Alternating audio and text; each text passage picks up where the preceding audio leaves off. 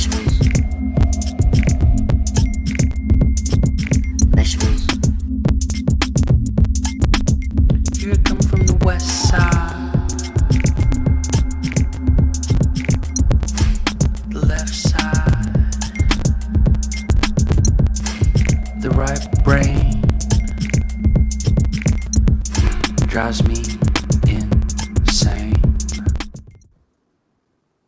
Hello, welcome to the stream today. Who've just joined us to my base on Deer Isle, and we are just going to check over a few things. Okay, we need to drop a few things here. We don't need that. We don't need that.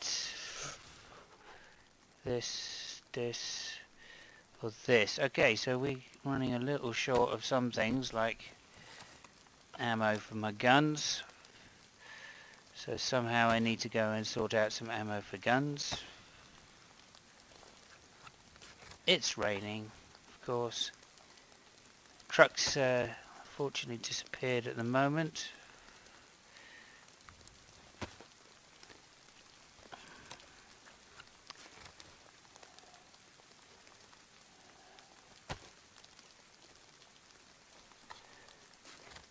And oh, I need to put on my vision. Okay, that's good. Now let's just load up a few of these.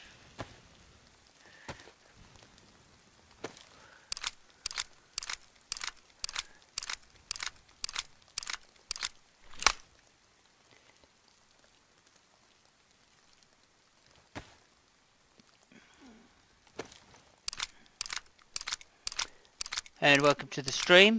Please like, subscribe, and ring the bell for more content.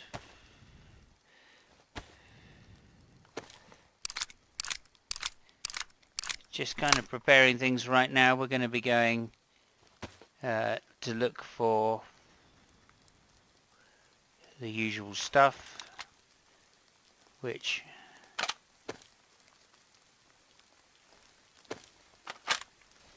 is going to be building supplies.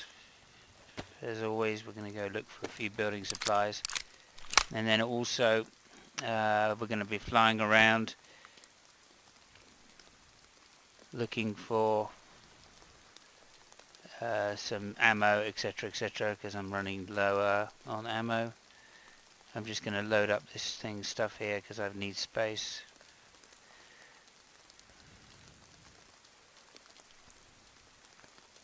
And that's a 4.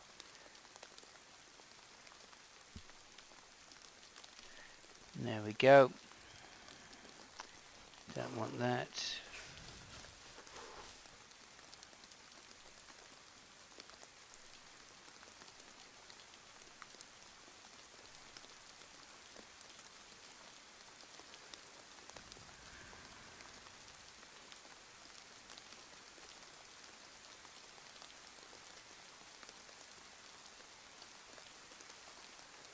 Okay, that's good.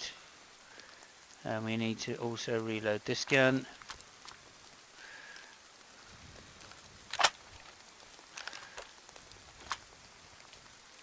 And there we go.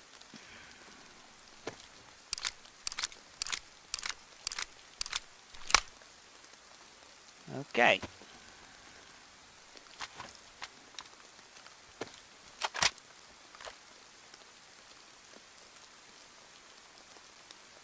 Not in any real hurry here because it's raining. So. Okay, that's good. Don't need that.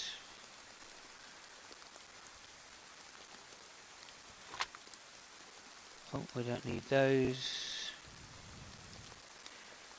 And we've got loads of those, which we will take out.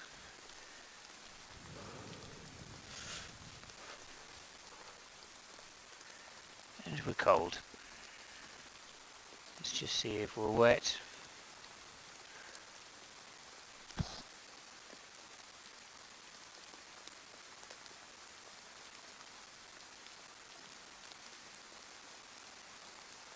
Oh, excuse me.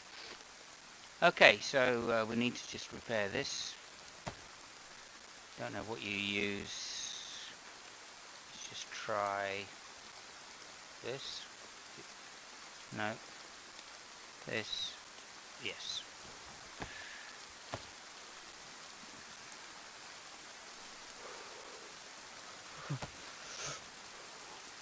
That's one. Excellent. And shoes. So we need shoes, actually. Is about the first thing we need.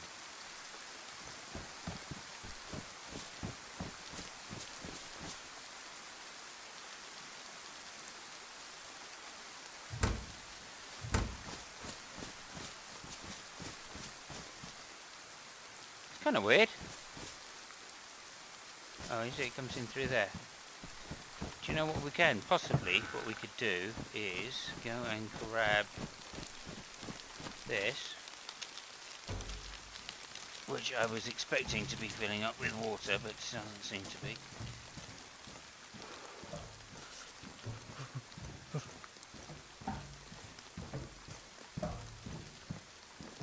And we can put it in this kind of area here.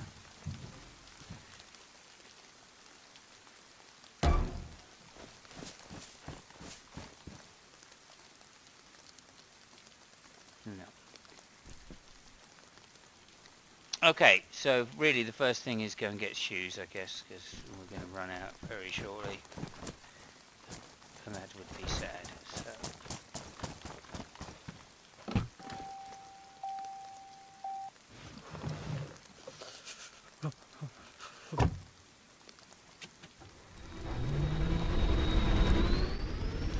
Okay, and away we go.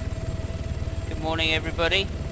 Any questions, please don't hesitate to ask in the side chat about what's going on, what I'm doing, or if there's anything comes up that you don't recognise or you want to ask more about.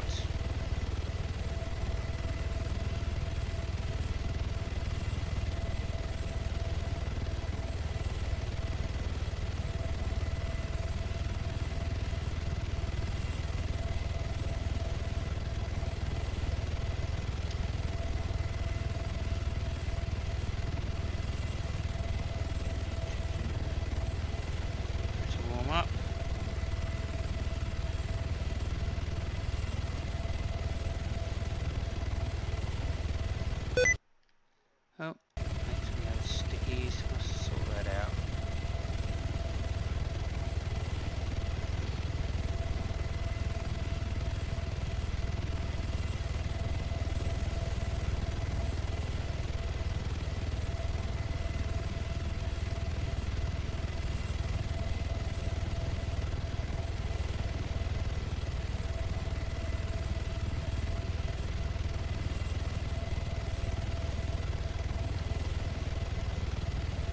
And there we go. Okay, that's wonderful.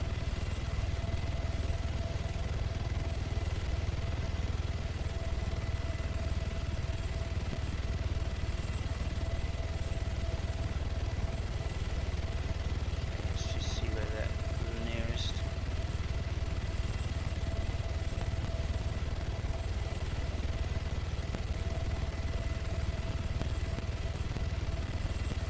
I may as well head out to this place. Wherever it is.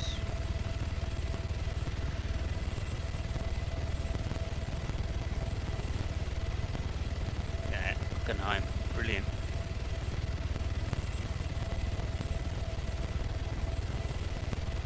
Just go and have a quick look here.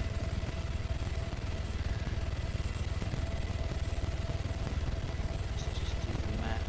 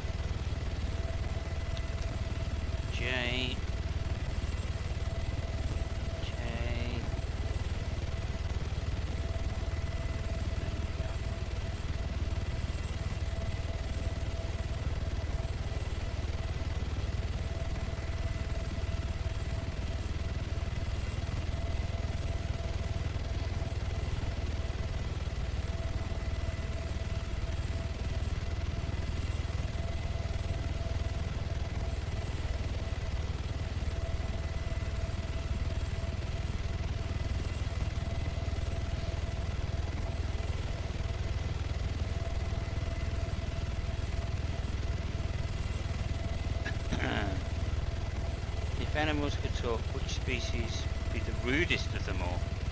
Oh my goodness. The rudest. No. No idea. I don't even know what that... If animals could talk. Animals can talk, and the rudest... I mean, I'm guessing the rudest would probably be Calvinists. That would be the rudest.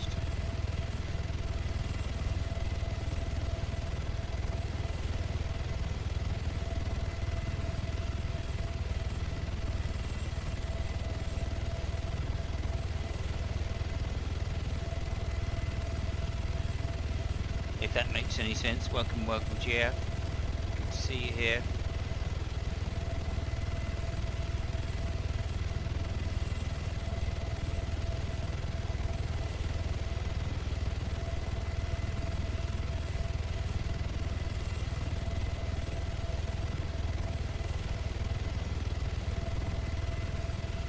Oh, and that is the base there. Yep, there it is. It's amazing that I'd never seen that before.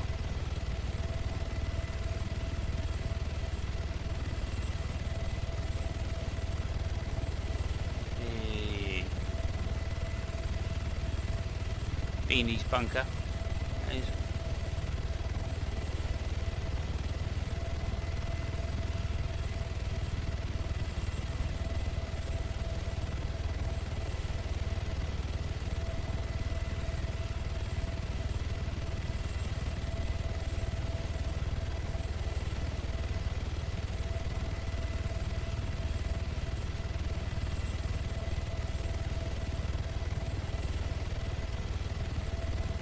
Okay. It was a trick question and you got it. Okay, there's an ATC there, so that's interesting. Let's just...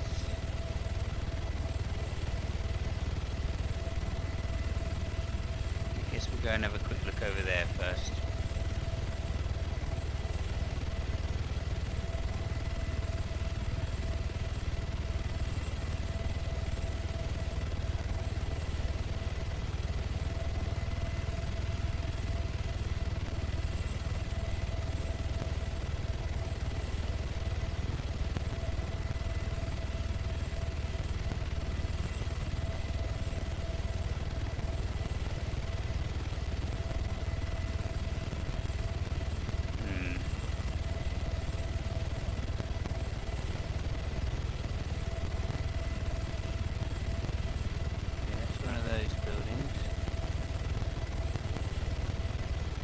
Basically just an ATC.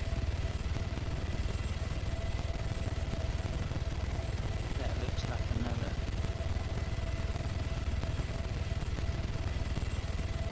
Building over there perhaps.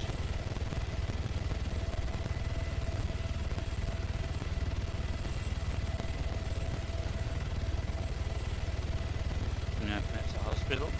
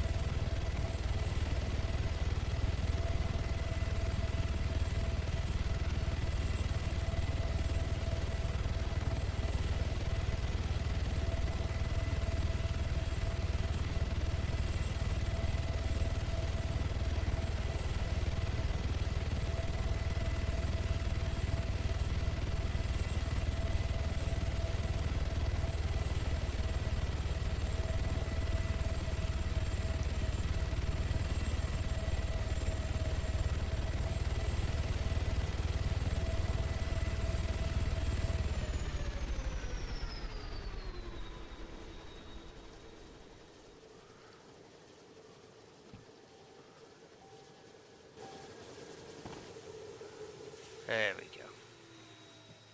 go. Still pretty dark. That's kind of weird. It's kind of weird.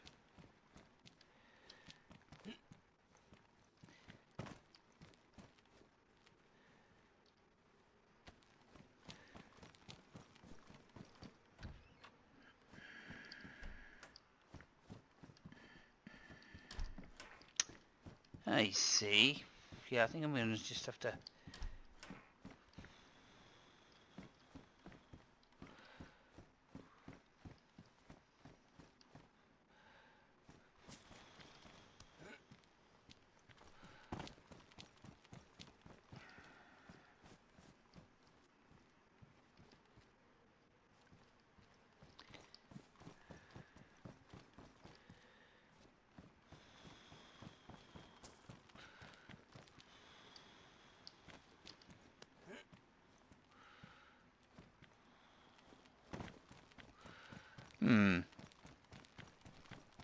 Interesting.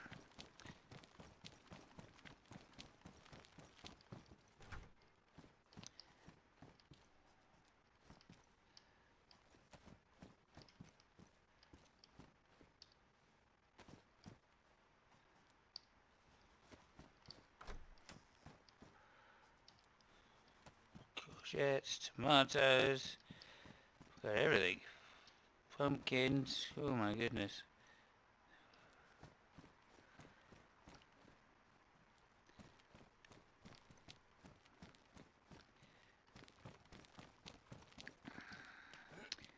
Looks like this place has not been, no one's been here before. Maybe this is a good place to pick up some supplies.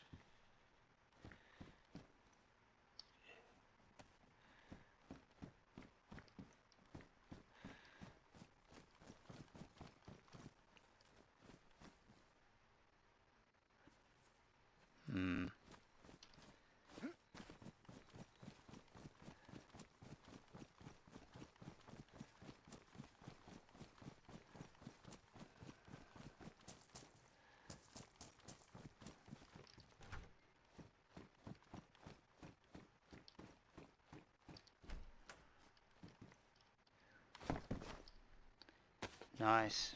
Hammer. Very good.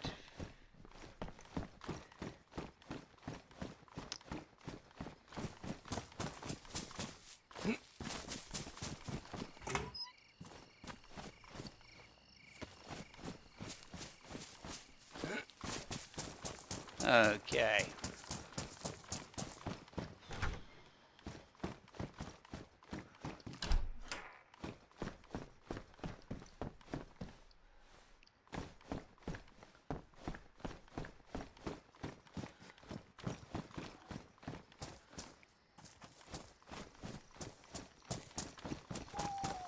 I think this time we're going to mark the helicopter because I do seem to have trouble getting back to it.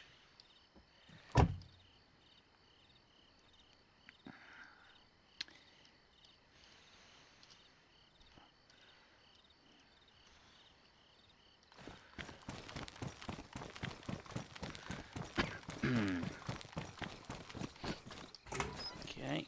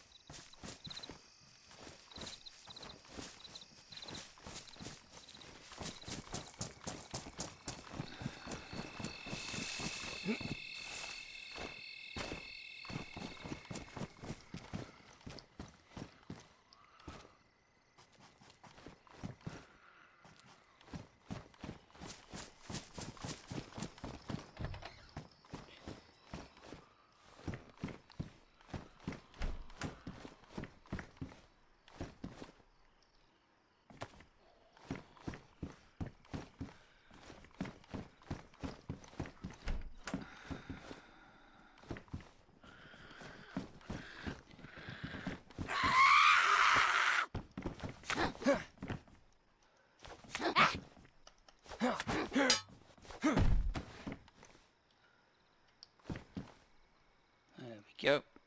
Excellent news. Bit of food.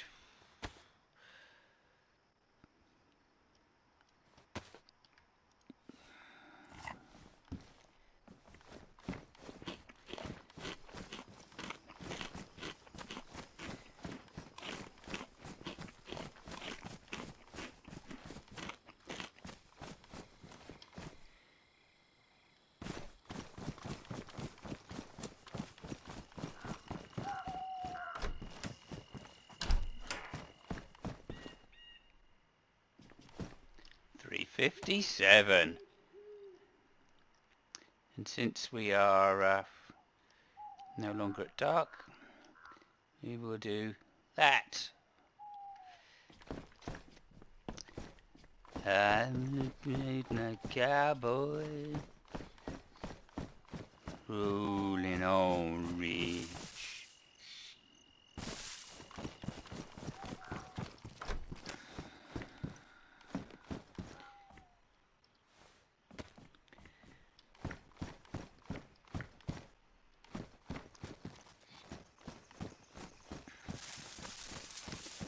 Ah, it was these that I saw. Wow, if cannabis was in, this would be an amazing place, of course.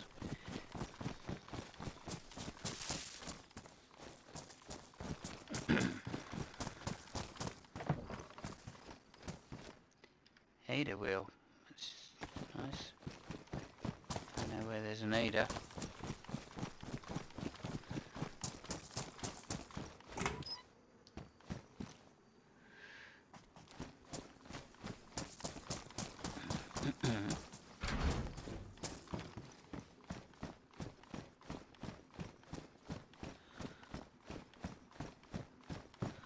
Not even gonna bother.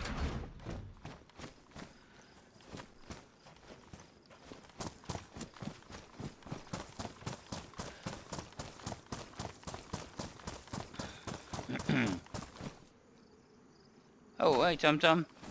Hey, so what's everything doing?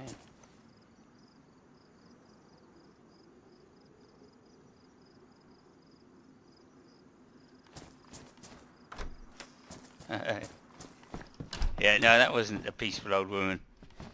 That was the mother-in-law. You could tell it was the mother-in-law coming up the path because all the rats started leaving the house. Mathpick has it mirrored. Interesting. Wonder where that is. It's a 4-hour hangout.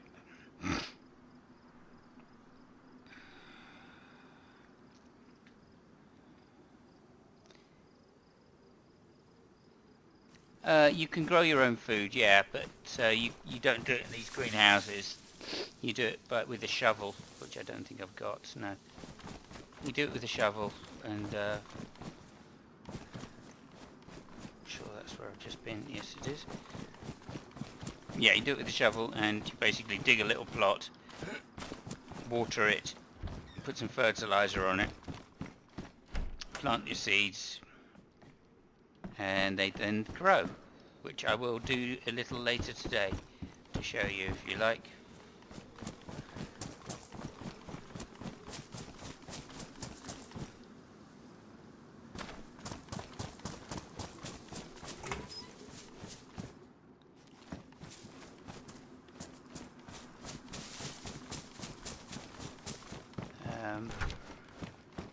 Yeah, no, it was kind of fun. Unmounted stuff last night, that was an interesting thing.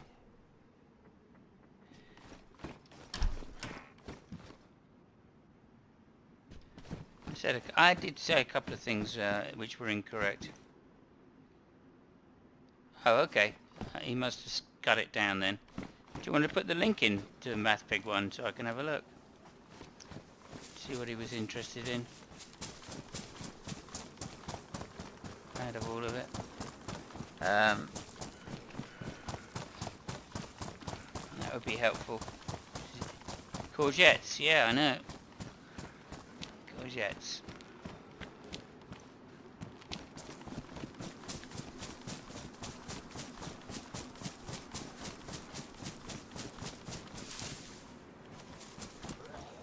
Oh, hello. I'll read your comment shortly. There we go. No. Bit of food, excellent. I'm more for the zombie action thing, still playing Killing Floor from time to time.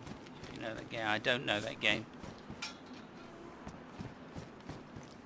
Yeah, no, it'd be really cool if you can just stick in the stick in a link to it. I'll check it out, at least which bit. I have a feeling I know, if he's not put the whole thing down, I have a feeling I know which bit he will have put.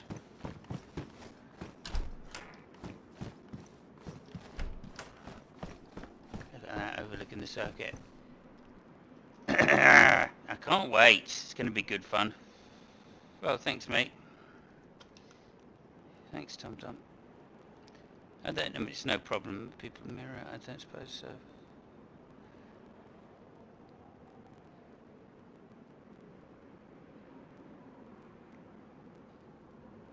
Oh, right. No, that was one from last week.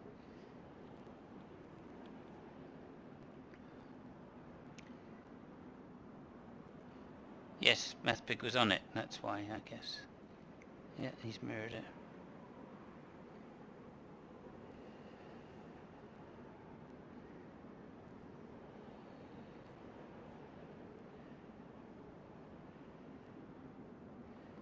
Oh, he's very kind.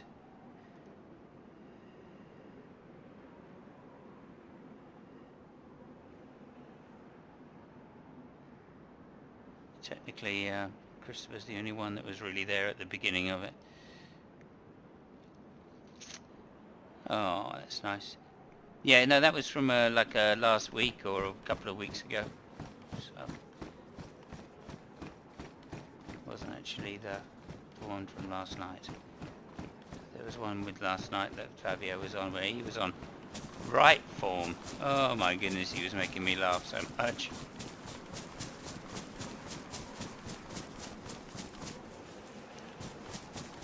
See how close we can get to the track.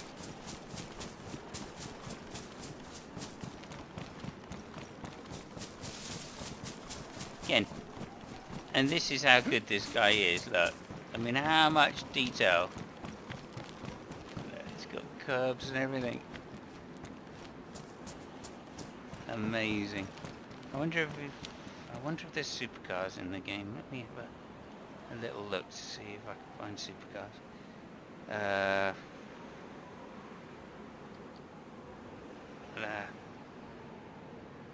No.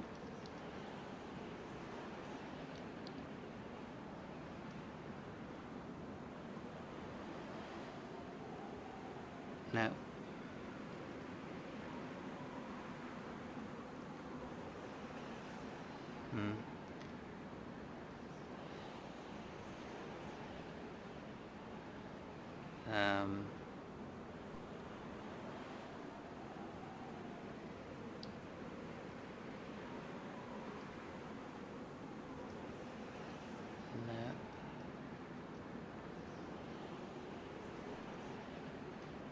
Nope. Never mind. We'll come back and do that when I find a car. Find a... don't know, maybe either a Gunter. Yeah. But I mean, look, if you look on the map, that is amazing. Look at that. He's done the whole thing. It's got the pits in there. Yeah, he's even got the off-road stuff. How you get into the circuit and out. Oh, it's amazing. It's just amazing. I'm so impressed with this guy. Apparently, someone said it took over 5,000 hours of working on this map to get it this good. Which I believe. I mean, I really... yeah, 5,000 hours. I wouldn't be surprised.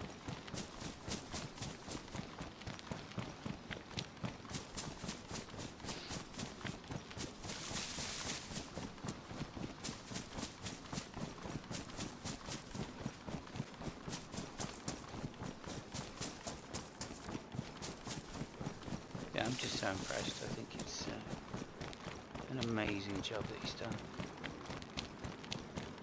Did I go in there? I'm sure I did.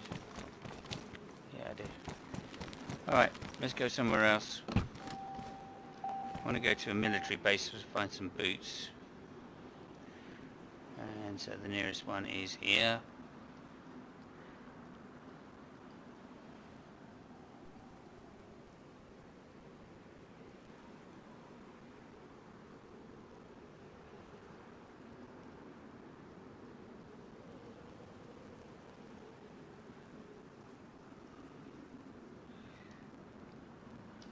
mill.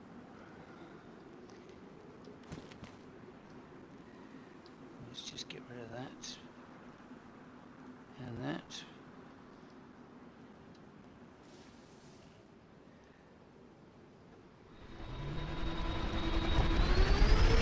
Okie doke.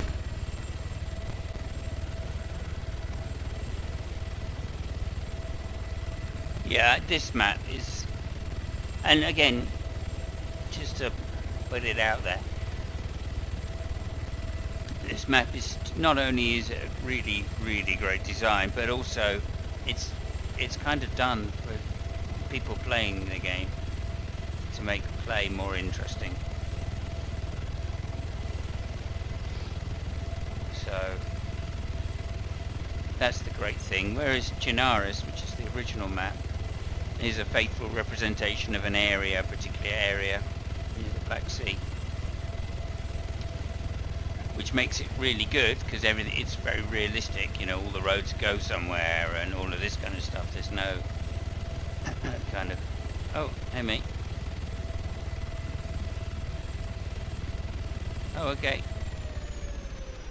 Let me just get out and then I can respond to it.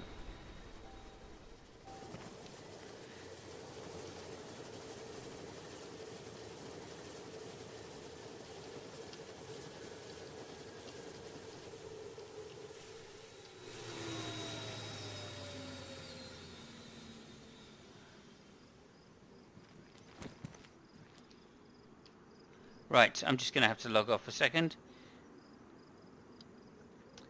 Yeah, I haven't seen D for a long time either.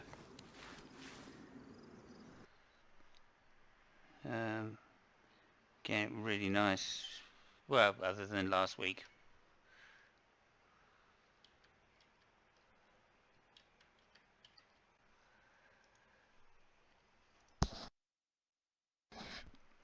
Okay, let's just have a look on Discord.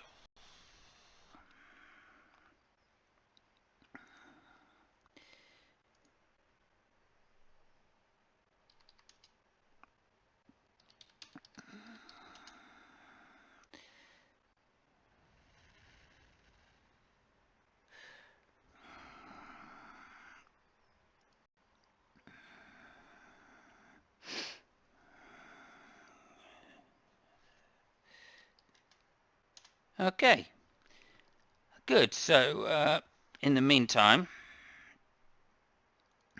let's just play this. More carrots. Don't tear it. More carrots. Where's Garrett? Vegetables. Vegetables. Here I come from the west side. The left side. The right brain drives me insane. Yeah, Tom, and dialetheism. I have encountered that, of course, but you know, I'm not really so familiar with the ins and outs of it, and also when you're talking about basic logic, A equals A, etc., the only one that dialetheism questions is, of course, the contradictions. So it's still true that the law of identity holds. So it depends on what you're kind of saying about the arguments. And what I actually misspoke yesterday, and I said something completely different than what I was intending to say when I started the sentence, which is not uncommon for me. But basically, yeah, so the point about probability distribution takes care of, probability distribution takes care of induction and to some extent abduction, to a large extent abduction.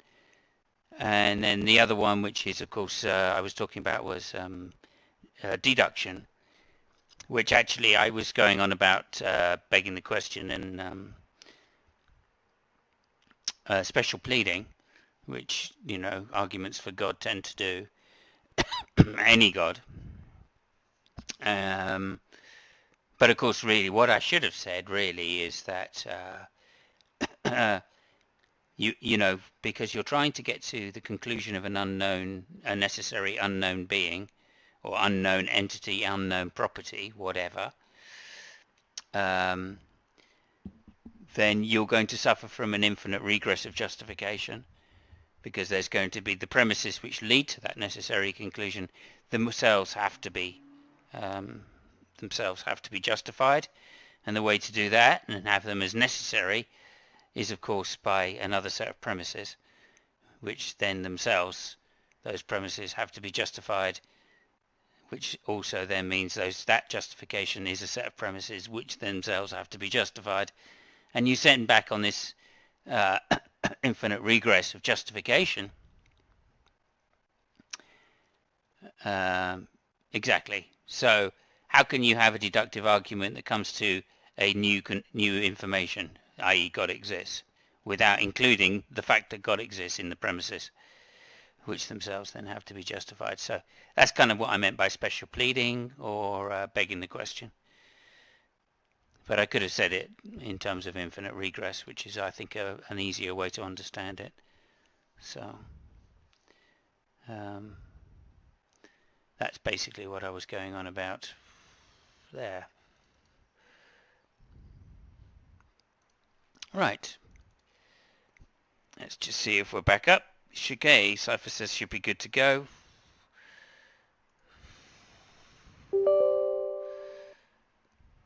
So that's why I was saying, you know, what Shanna was saying was correct, in that really the only way of getting some kind of argument is for an abductive argument. But of course the abduction follows the same issues. Right, has the same issue, really.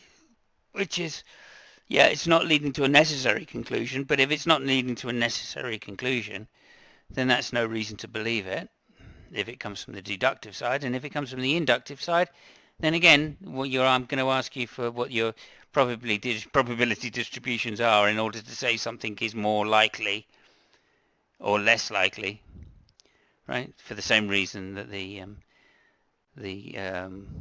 fine-tuning argument doesn't work, right? Where you could say if something is more likely, well, what's your probability distribution to say that that incident is more likely? All right, so you end up saying the same thing there.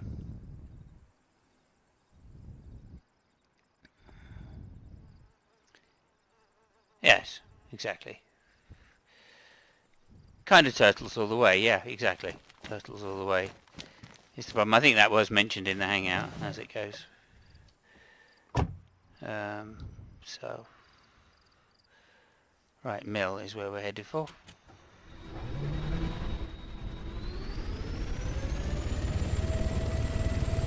See, notice auto hover off there. So let's just do a quick test. I'm not going to touch anything. Oh, yeah, there you go. Auto hover is off. That's cool. Alright, worked perfectly. Worked perfectly.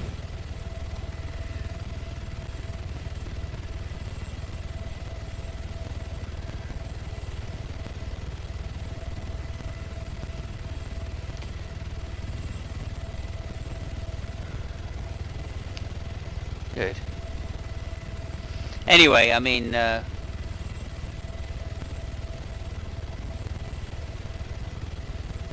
you know, I didn't make that clear when I was talking to Nick, and I should have done, really, because it's like when someone just says that, like the fallacies, it's difficult to understand what they mean.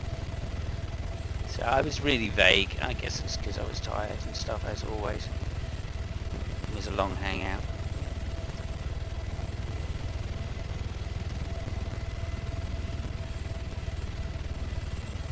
But enjoyable. Enjoyable.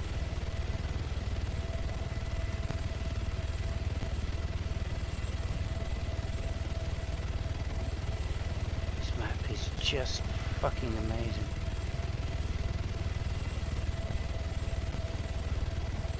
Right, I need boots, that's what I'm going for.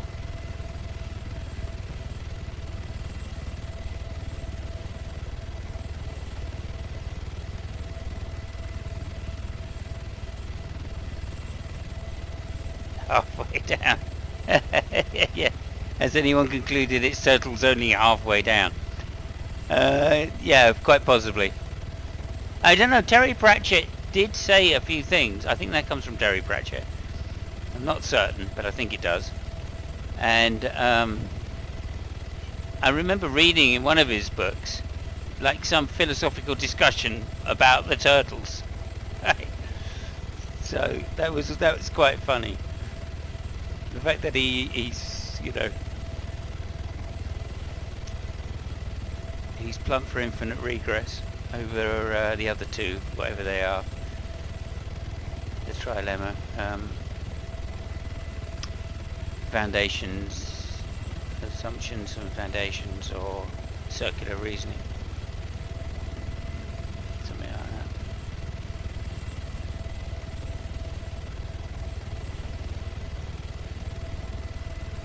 Look at this.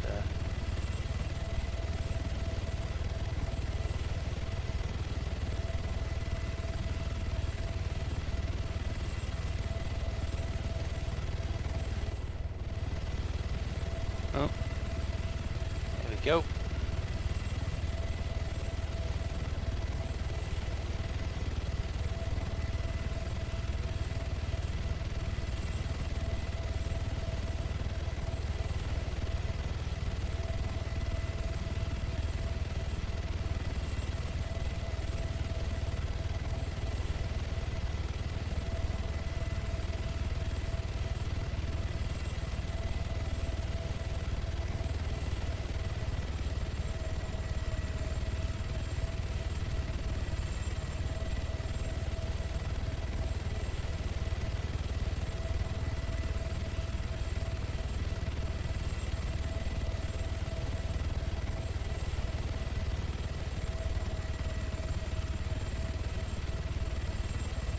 And there we go. Whoa, whoa, whoa, whoa, whoa. Oh, don't start on that. Try it again. Landed it too hard.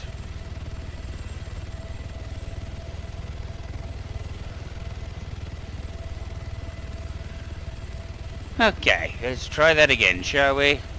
I fucked that up. Yes, I liked his books. Some more than others.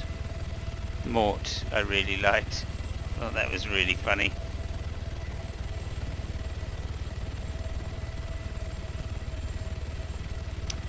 And Good Omens, of course, the one he co-wrote.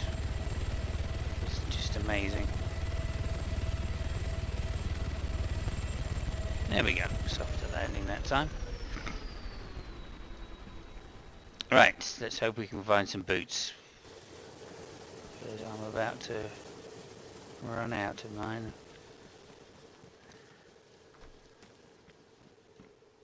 Boots, fantastic.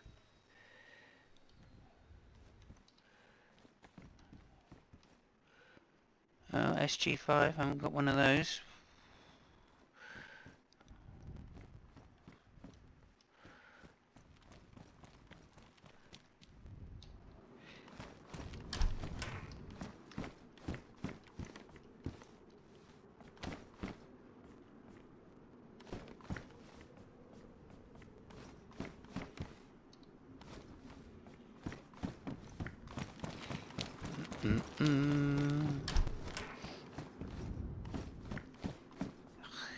Got more flashbangs than I know what to do with.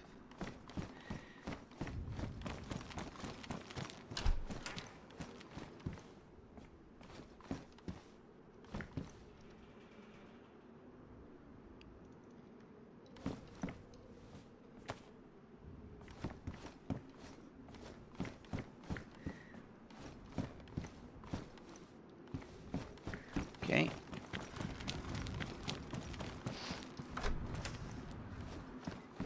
Oh, more shoes. We'll take those then. Oh my god, I got too much.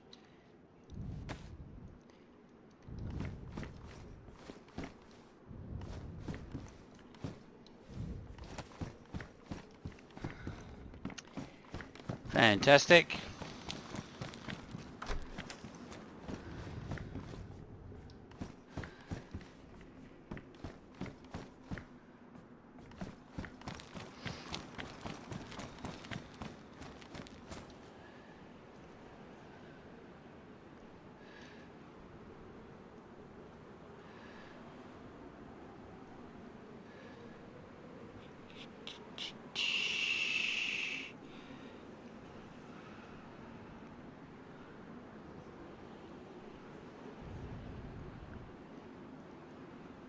Excellent. I'll keep those. That can go there. That can go there. Well, I just put that in it.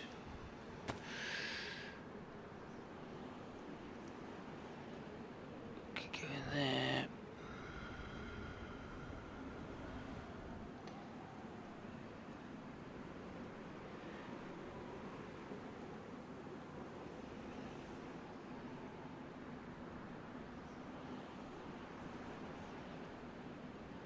Okay.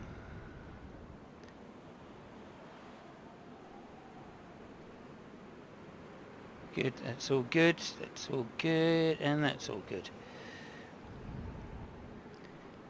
Let's just have a bit of food.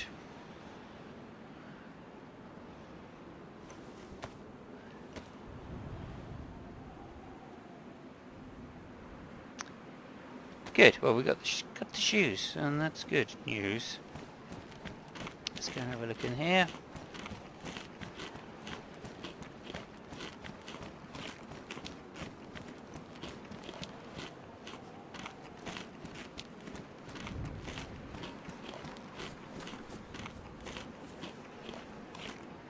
By the way.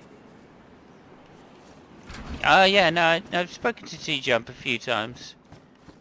Had a couple of little mini debates with him. It's not really debates. Conversations where I ask him about his particular worldview or whatever. We had one about his morality and another one about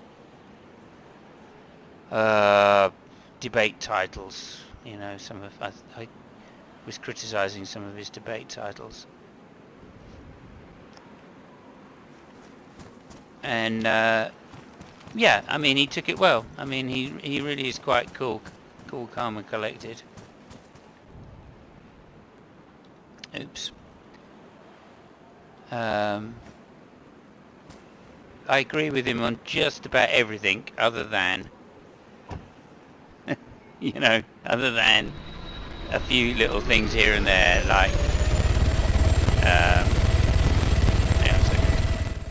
A few little things here and there, like,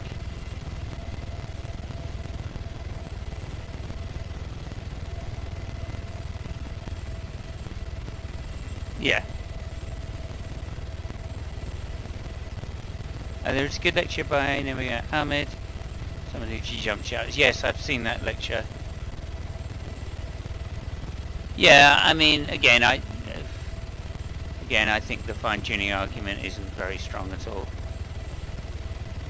At all. Oh.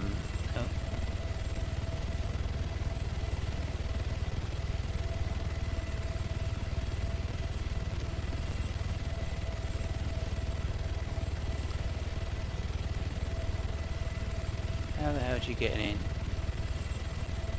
Are you going through that building?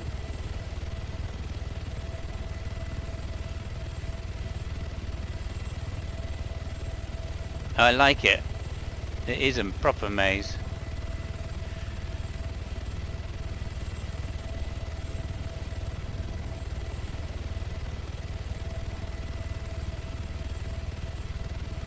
Okay, well, it's landed over here. We'll go and have a little look. Opinion on T-Jump's chair. Yes, I mean, you know, as chairs go, it's pretty damn good. I've never seen the whole chair though. Yeah, so I'm just saying, I've never seen the whole chair. How do we know there is a whole chair? Yeah, yeah, you get me. For all I'm knowing, that could be like, it could be doing a Steve McRae and just like putting up a backdrop there, and it's not a real chair at all. Yeah, we don't know because we've never seen it. Oh.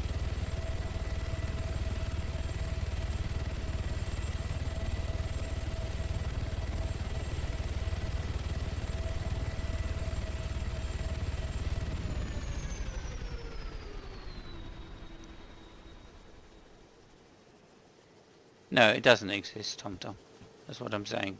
There's, you know.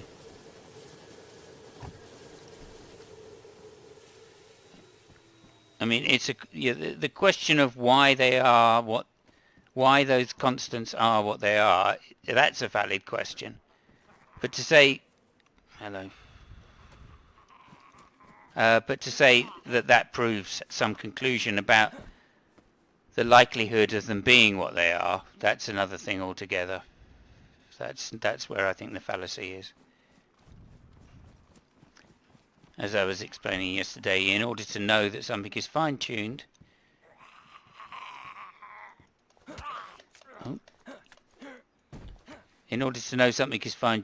you literally have to know what the probabilities of the likelihood of them being that way is in the first place, right? You need some kind of distribution of probabilities over the outcomes, just like you do when we measure, I don't know, poker hands or something, right? In order to know that a particular hand is unlikely or how unlikely a particular hand is, you need to know what are the distributions of the chances of being dealt particular hands, right? And that, in the same way, we don't have that information for any of the constants. We only have one example of what the constants are, and that is this universe. So how can we know whether something is extremely likely or unlikely, or whether it falls outside? I should say whether it falls out. It's not that it's likely or unlikely. Again, bad terminology on my part. It's that it falls outside the norm of possible values for universes. We don't know what the possible values for universes are because we've only got one universe. So that's kind of what I'm saying about this probability distribution. What reason do you have for thinking, right, that they lie outside a normal range, whatever they are?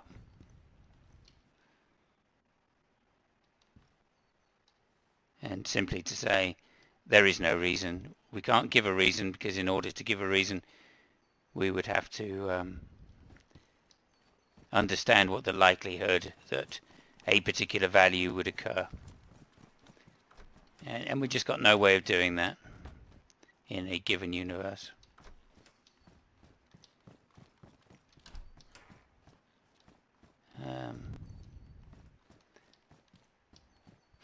And then there's other arguments against it. Sean Carroll's argument against it, the fine-tuning,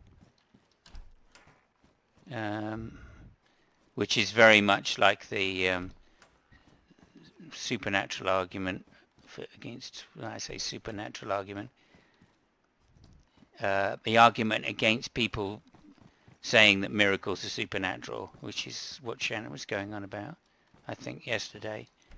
And Sean Carroll says it's along the lines of, if you're going to invoke a supernatural argument, then who's to say that any number of other supernatural possibilities couldn't occur? So if you say something like,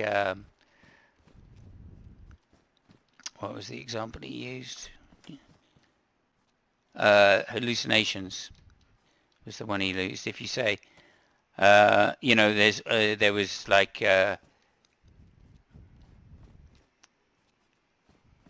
if you say that Jesus is supernatural miracles, walking on water, etc., etc., and then you want to turn to the 5 facts argument, which they say, right, which is to say something like, sorry, I'm just losing my way, which is to say something like,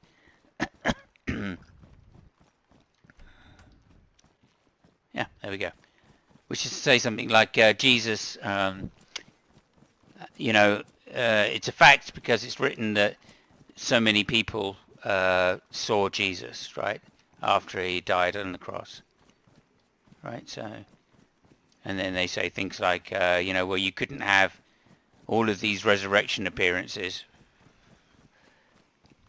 all right, and that kind of thing.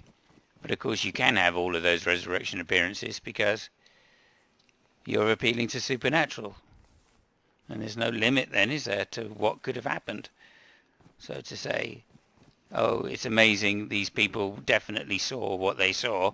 Well, no, who's to say it's not just, supernaturally a group hallucination, and it never really happened,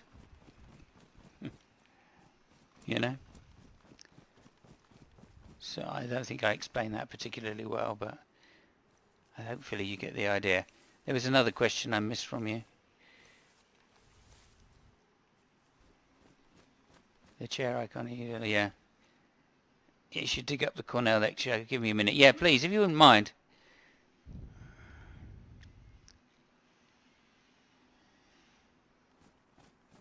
Yeah. Not really. It's a different kind of thing to quantum mechanics. Right? Quantum mechanics makes an assumption about the limited number of states the system can be in, and that's how it gets around the problem.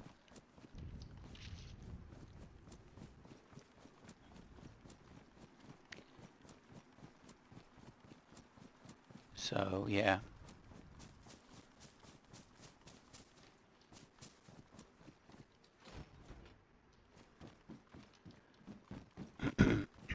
So because there's only two outcomes, you can measure whether it's one outcome or the other definitively. Whereas if there's a gradient of outcomes, an infinite number of possible outcomes, or even a large number, then you couldn't know which outcome it was going to go in statistically. Accurate. You couldn't know it accurately. It could be any number of outcomes for any number of reasons. Whereas we've only got two possible outcomes with quantum mechanics. So that's how they get around that issue. But anyway. Yeah,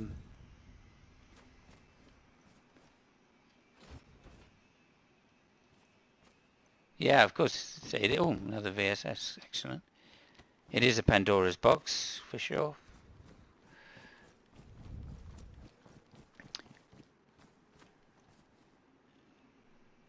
Yeah, again, I agree with what you're saying. It's not that I'm not saying it doesn't exist, right? It just doesn't have any conclusions, right? And that's the issue I'm saying. So it's not a problem because we don't need to solve it. Right? It would be good to get the answer to why the constants are what they are, for sure. And that would... Oh, it's just... There's some gloves which I didn't pick up at my base. Wow. That is lucky then. So yes, I grant that physics is going to look for the answer as to why the constants are what they are. And they call that fine-tuning. I don't think they do call it fine-tuning. Then that's kind of what I'm saying. It's a bad name because that's like, it's just confusing it with what the theists want to say, is the fine-tuning argument.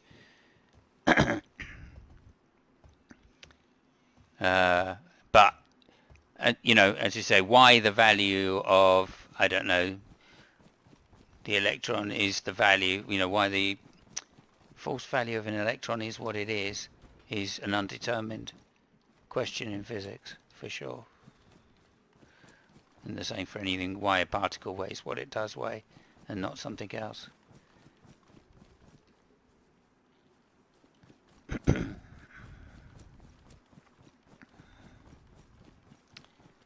Is a real question.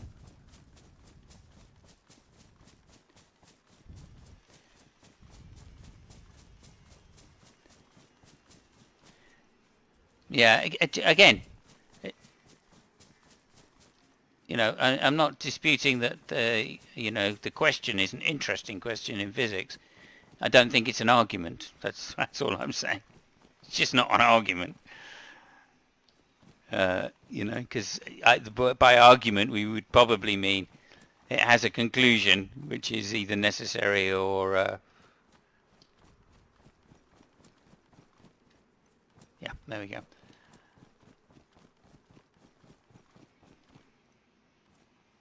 Yeah, exactly. Those kind of questions are very interesting. But, as I said, they're not questions which, you know, it's not it's not it doesn't lead to an argument which has a conclusion. That's the issue I'm kind of drawing on.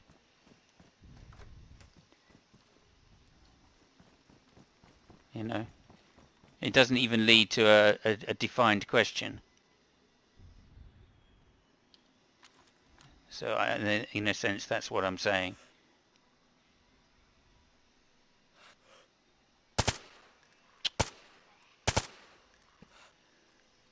Okay. I think that's going to call quite a few.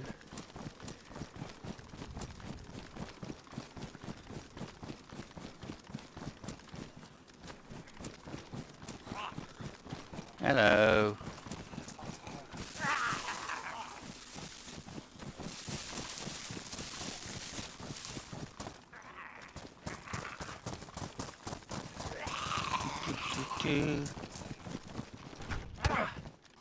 Oh, shit. There we go. Yeah, anyway, it's just, as I say, in order to have some conclusion, we would have to know, in terms of the actual argument that the theists make, right, we would have to have some background information on how likely it is that universes are created with a particular set of values for the you know, for the constants, and that's something we can never get to because we don't have any set of universes in which to measure values, in which to decide how likely it is that one particular value of one particular constant is either normal, i.e. it happens in every universe, in which case there's nothing fine-tuned about it, despite the fact that it may be very, what's the word I'm looking for, and it's not rare, despite the fact it may be quite precise. The value might be precise, but it might be precise in every universe, in which case it's not finely tuned. Fine-tune implies that those values are derived in some particular and unlikely way, and we just cannot say that because we've only got the one universe.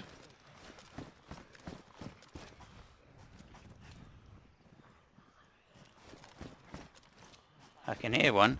I can hear a zombie. Just can't see it.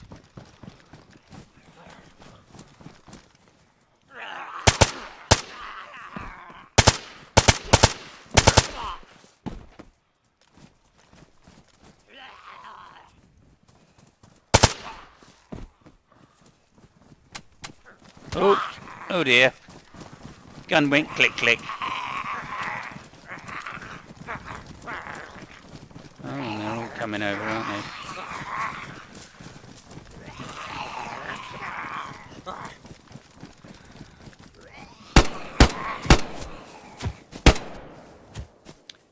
There we go.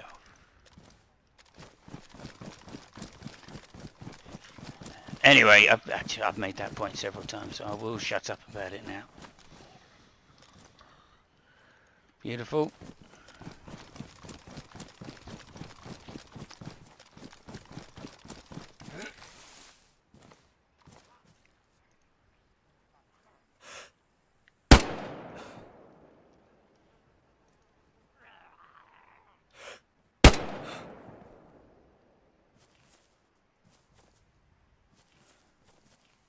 There we go. Okay, let me read comments again.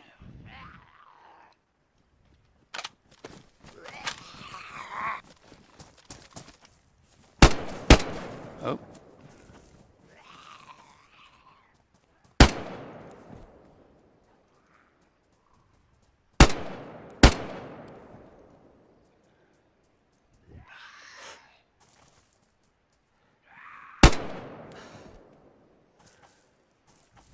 Anybody else?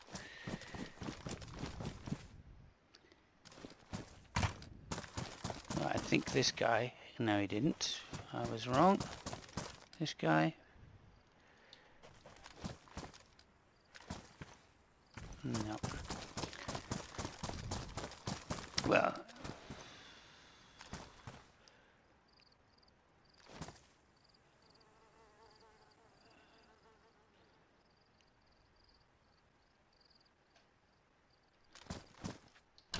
maybe you are a paparazzi.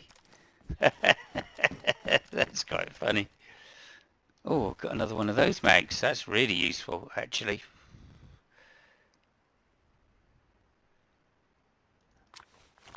Let's just top a couple of these up here. Yeah, I mean, I agree with Sean Carroll, right? I mean, it seems like the question of falsification at the when it. I mean, again, I think it's got to be in context, right? And I think the context of what Sean Carroll said, for me, was that he wasn't talking about all physical ideas, etc. What? Oh, I see. I've just done that. Okay. I think he was talking about particular theoretical physics ideas, which seemed to be, or I think he was talking particularly about the theory of everything, right? Or I guess you might say the theory of quantum mechanics being. Oh, look, I can get that.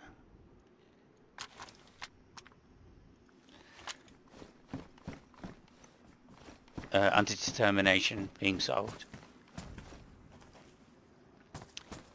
as an idea. I don't know exactly. I think when you talk about the theory of everything, I think he might be right. Maybe there is going to be no solution. Fantastic.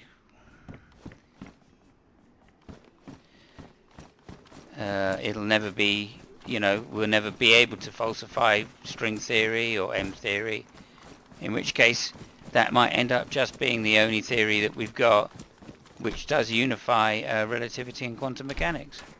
And if that's the case, well, so be it. We might just have to accept that that's the case.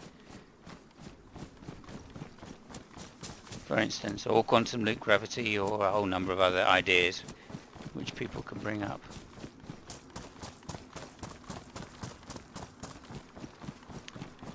So, again, I agree with Sean Carroll on that basis. I think that might be true.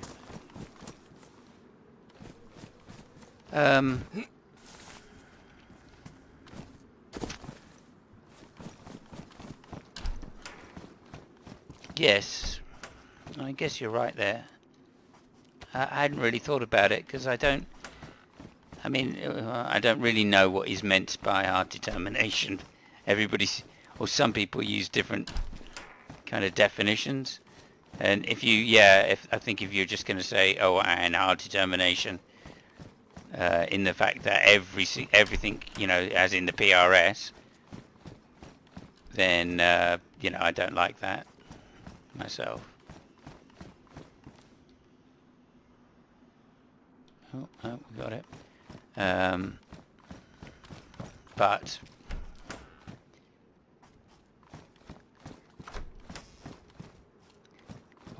I guess PAS, principle of absolute reason, as a theist might call it. But if that's the case, then I guess you can make it unfalsifiable the same way that people like to make God's properties unfalsifiable,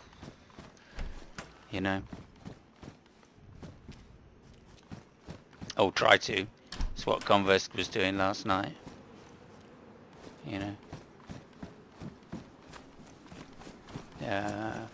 same thing as that guy said about non-overlapping magister. I agree, we can think about them by things. Yeah, black swan fallacy. I think it's slightly different to that. Possibly. I'd have to sit and think about. You're kind of stretching my intellect right now.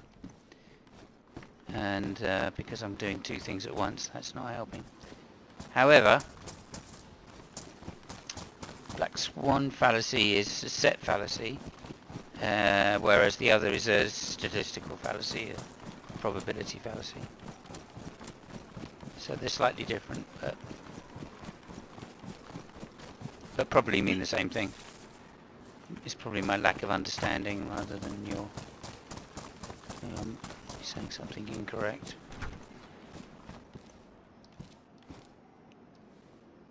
Got another landmine. Oh, and more night vision. Another one of the big backpacks.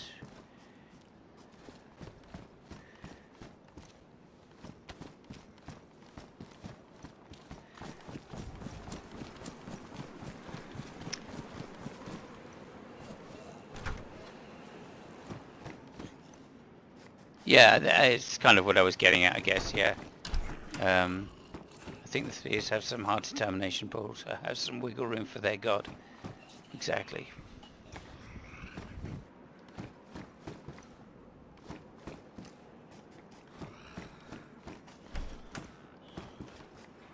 I think I see yet another landmine. Yes, I do.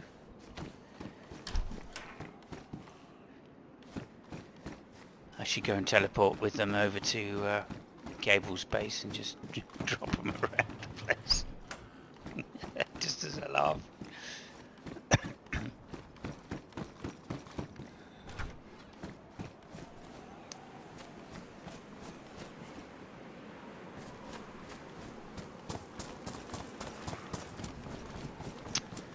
Right, so where's my helicopter? I think it's in there. Yeah, it is.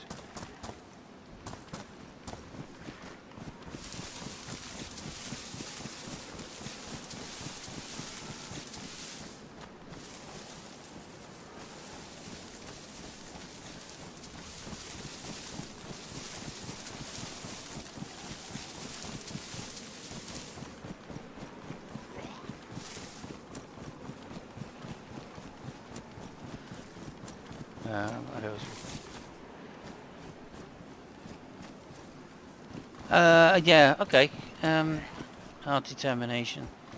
Again, I just think it's a bit of a, it's one of these loosey-goosey kind of phrase, things. Yeah, we can say, oh yeah, hard determination is X, Y, Z, which is impossible or unfalsifiable, right? Or you can say, well, hard determination just means, oh,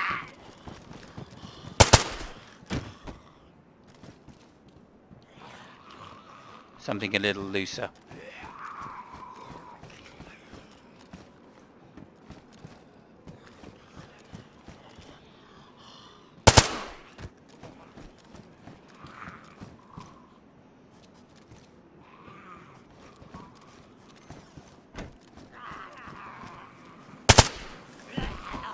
Oh.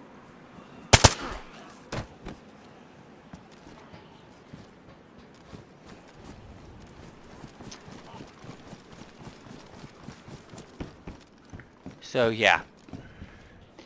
Again, I'm just a little confused about what the actual definition. It seems to me it's one of those. I'm a physicalist, so I guess I support naturalism. I support naturalism in that sense. Oh.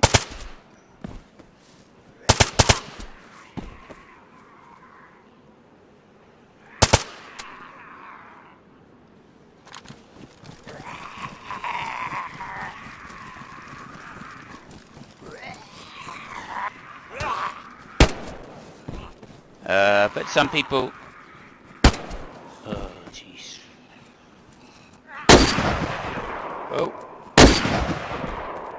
I guess I'm going to have a few more visitors. Oh, shit, I'm out of bullets.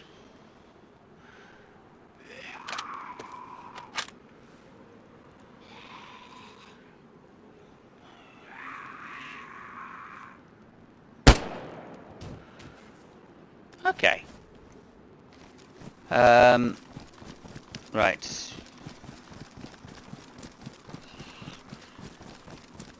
Yeah. It's definitions. I mean, that, a lot of it just comes down to definition. I mean, I'm a hard determinist in that I'm a naturalist, but I don't think that means, some people take hard determinism to be everything we currently know about science is enough to determine what's going on, and I don't think that's the case. I think there will be other things that we will find out in the future which will explain things that we currently don't know.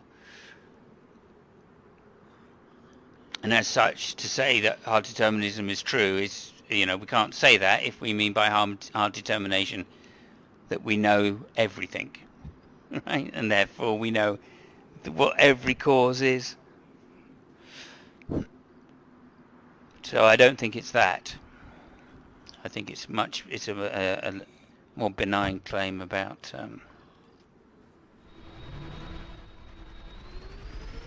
it's a more benign claim about cause and effect. But I do think that it's true that there's no God, there's nothing external to the universe which has any causation on the universe. I mean, that's a bad way of saying it. Again, you just got to be so careful with these phrases because it's so difficult.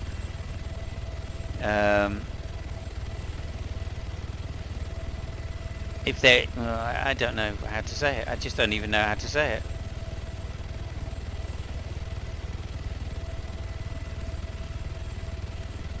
Right. Back to the game because I'm just getting myself confused. How would you be able to see that it is unusual?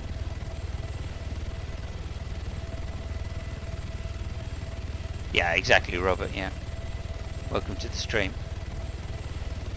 Just shut up. They would have more chances. Yeah.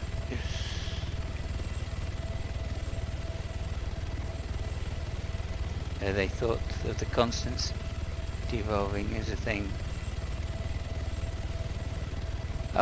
Devolving. Again, it's loaded terminology. It's really difficult to to say that kind of thing, Tom. I think it really is problematic.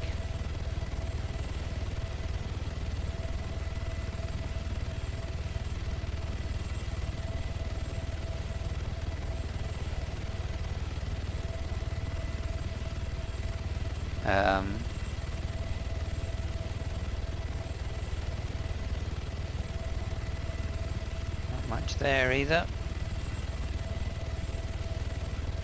Or there. This is amazing.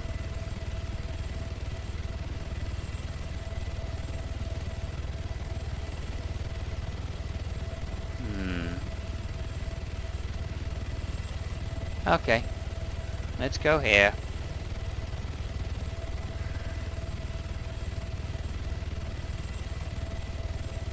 Right.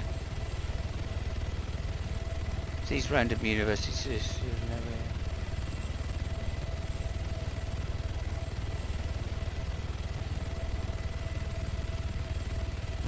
I don't know. You guys are kind of leaving me behind a little, so...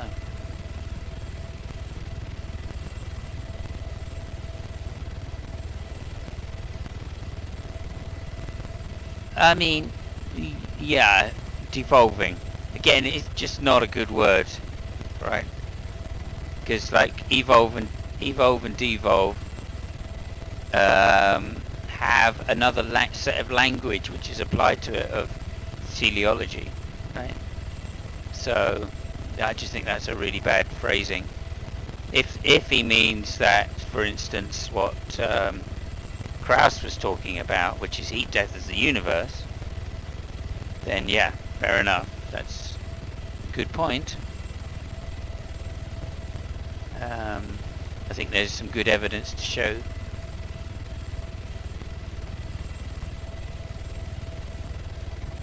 show that.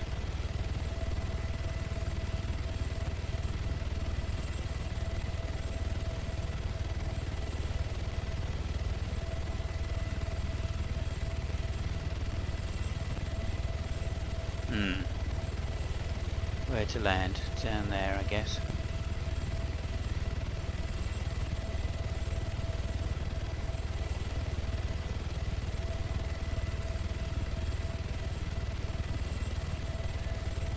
What the fuck? Oh, I hit a very spewy button there.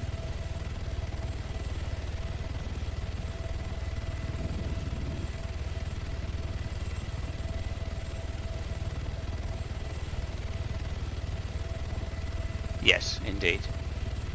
You need a probability distribution before. Oh!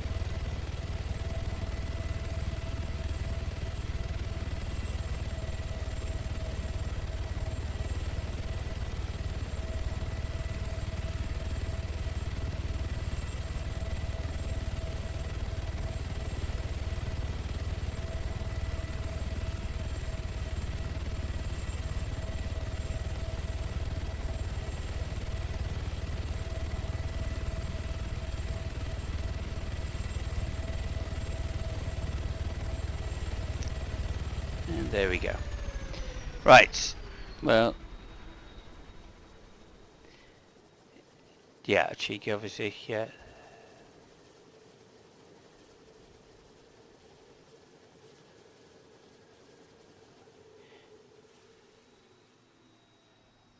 Tongue in cheek. Not check. Then there are constraints on proving something possible.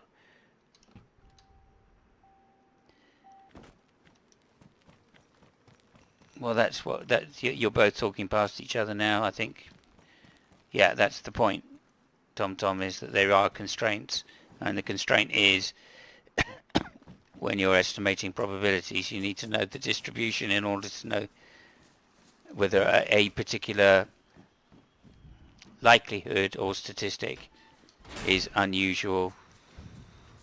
It's not just good enough to say, oh, this thing is extremely, what's the word, precisely measured, if you like, or has a precise measurement. That doesn't tell you anything about how likely it is to occur within that range. So I think it's the same point, really. You're both kind of making. If you're going to go down the, the pop-off thing of saying something has to be falsified, right? And that's Carol's point as well.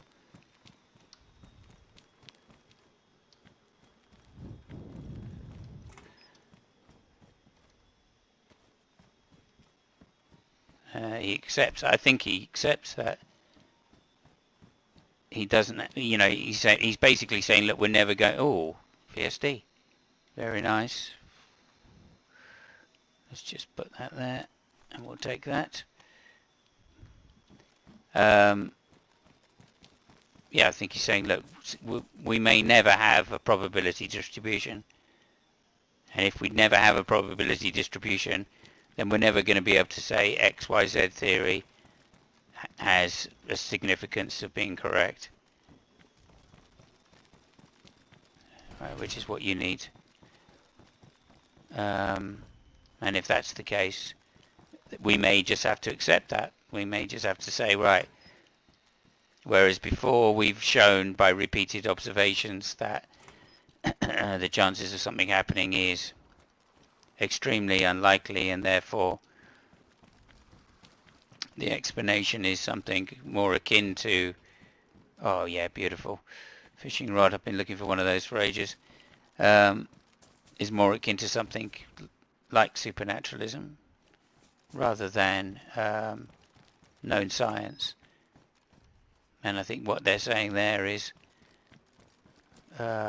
we may just have to put up with the fact we're never going to be able to prove, in the same way that we prove gravity or many other things, we may never be able to prove the fundamental theory of everything in that same way. We may have to use the impossibility of the contrary, or the inability to come up with a black swan, as proof. I think that's what Carroll is basically saying. You know, we've searched the entire landscape for black swans. We've never found anything. Therefore, we can now say that there are no black swans, or string theory is the correct theory, or quantum loop gravity. Although I don't know exactly how that would work, you know. I've got no fucking idea.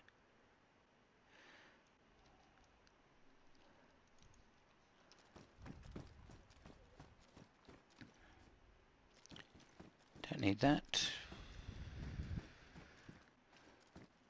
That would be my guess.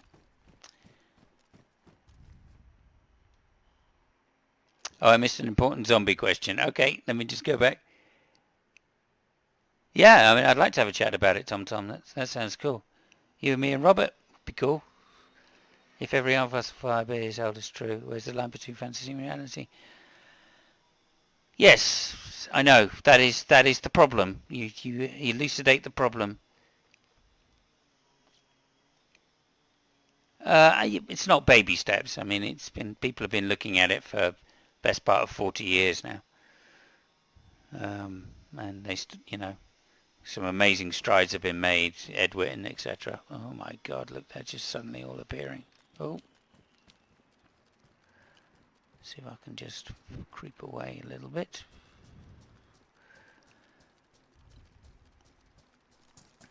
Right. I mean, could you copy paste the zombie question, and I'll try and answer it.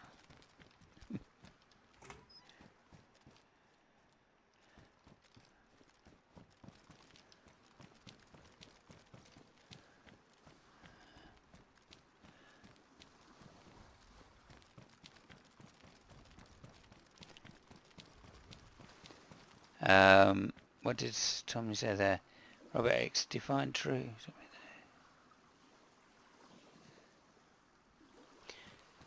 Yeah.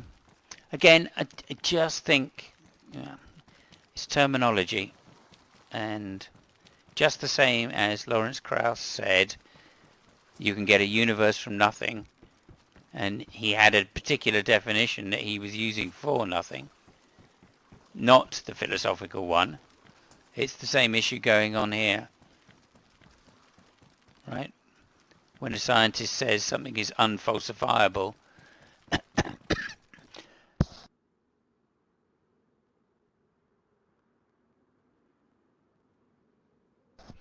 they don't necessarily mean ever unfalsifiable. Sometimes they just mean falsifiable according to modern standards, if you like. Or with modern, you know, up-to-date scientific information is unable to determine the answer. No, they're not saying that in the future more information may come in which could determine it. And I think that's where that difference between physics and philosophy, or science and philosophy, often happens. You'll see that people that argue from a philosophical standpoint will correctly use their definitions, right? And they'll say, well, nothing means the absence of anything. Right? I've heard that many times. And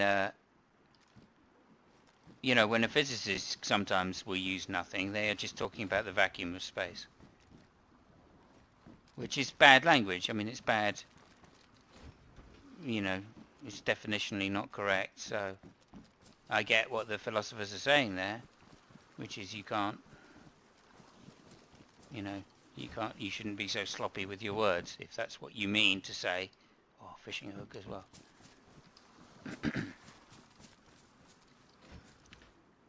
then just say that. Oh, and some multivitamins at last. So kind of that would be my guess.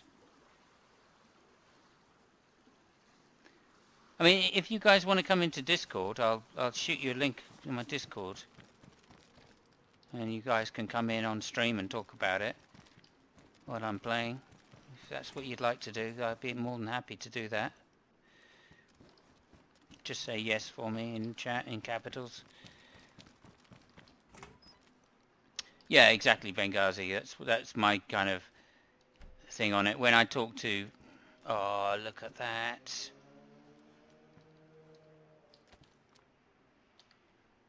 Cable reel, I need to make room for this.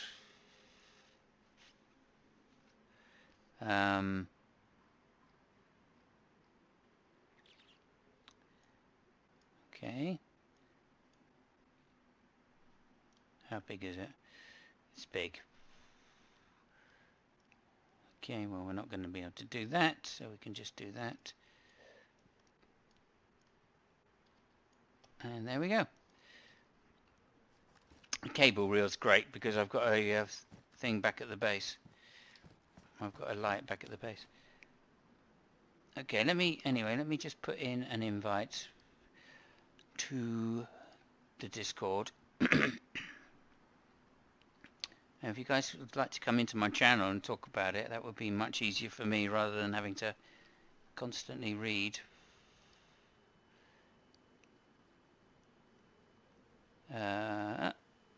Invite people, copy.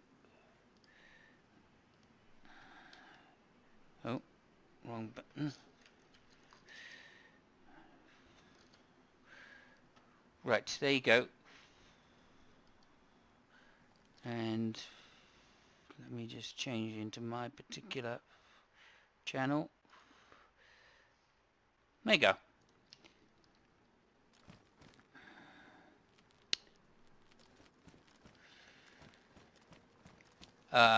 Okay, Gio, no probs. That's unfortunate.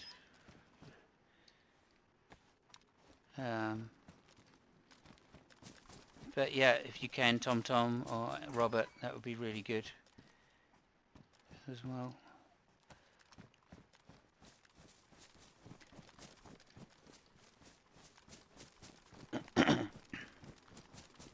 You'll see me, I'm in Simon's Funk channel.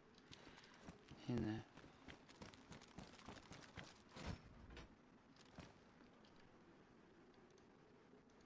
Loved the raincoats.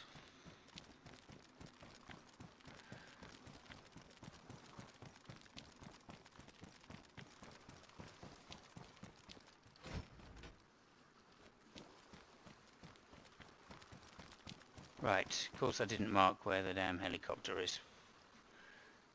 I think it's there. Oh no.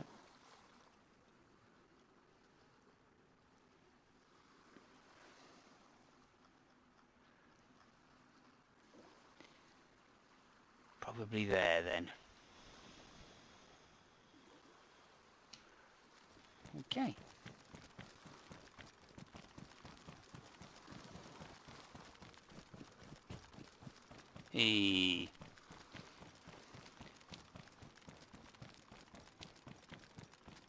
Okay, yeah, no problem, Tom. No, I really have to fix my Discord. I've got several errors on my Discord as it goes. Every time I boot my computer, it goes, Discord doesn't like you. I am paraphrasing. Okay, let's just drop some more stuff off here.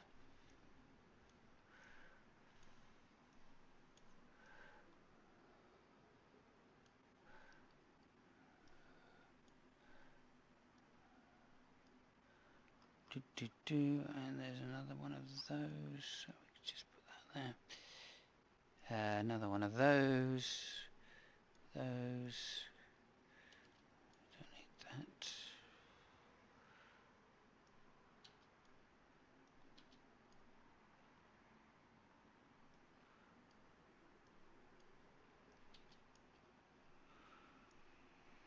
get rid of that. Gloves, good.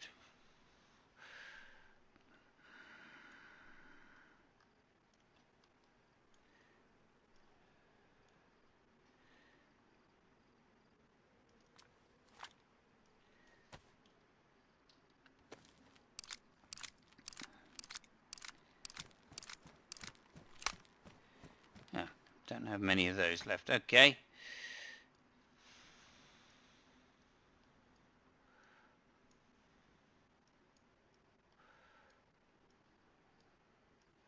Don't want that. Oh, I've got some more nails. Fantastic.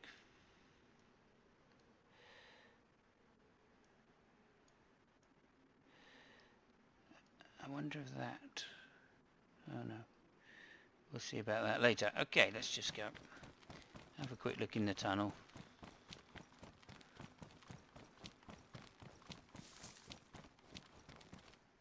Oh my god, the lag.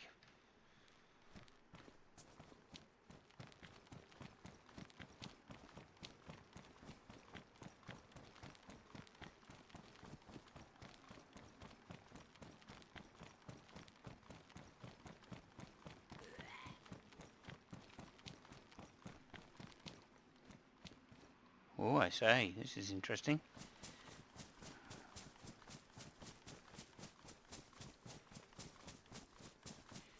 It's the subway. That's so cool. It's just, this map is just amazing.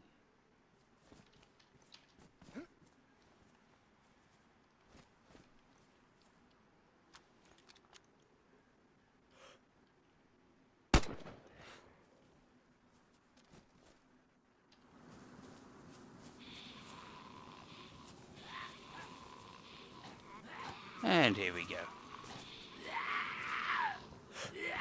Oh.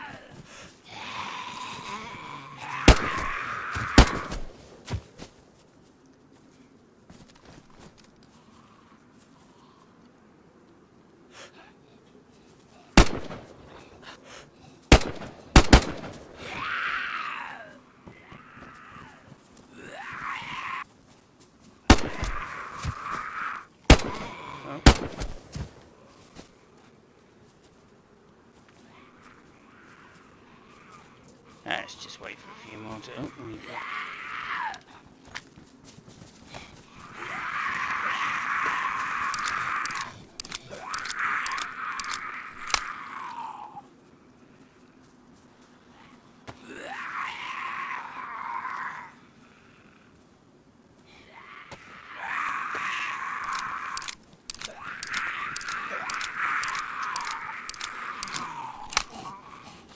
It's more fun to pesticide us.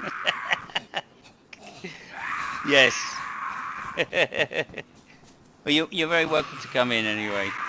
Both of you join anyway if you want, no probs. Local realism thingy, right? I don't think I have. I kind of know what's implied by it, by the phrase, but...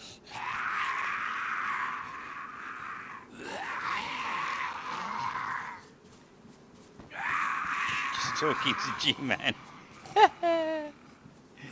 Yeah, I'm a noob as well. I actually have this large, I would say,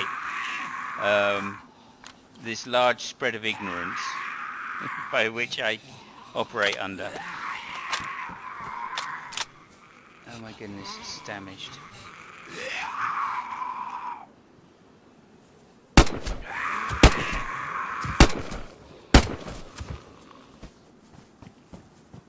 And another.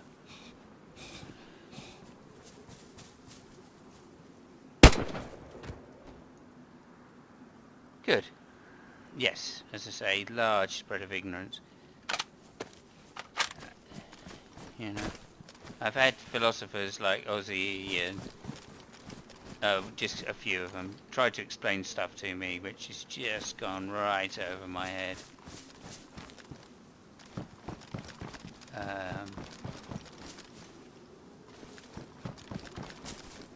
So I can get so far with philosophy and then bang, I'm done.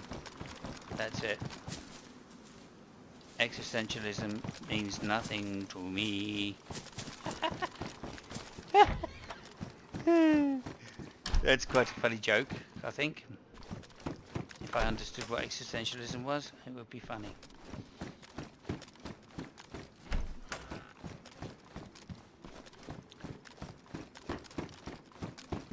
I guess I'm conflating it with nihilism there, but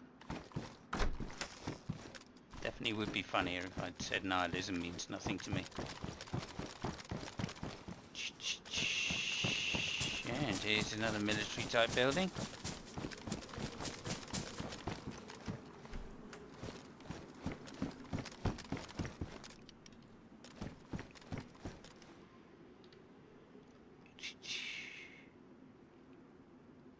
Damaged again, bollocks. That's worn. There we go.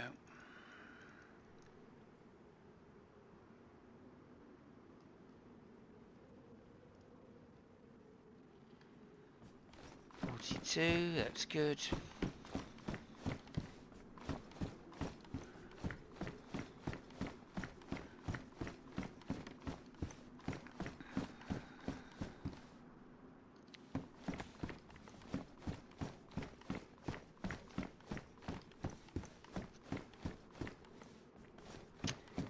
Do.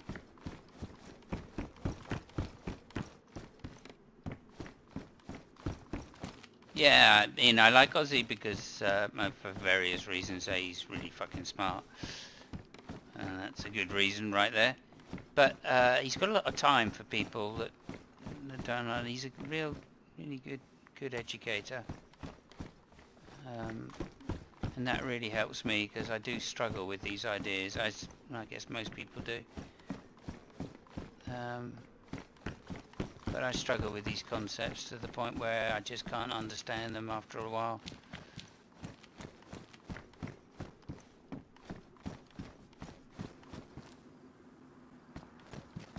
Oh, there's some barracks over there. Oh, and more of these.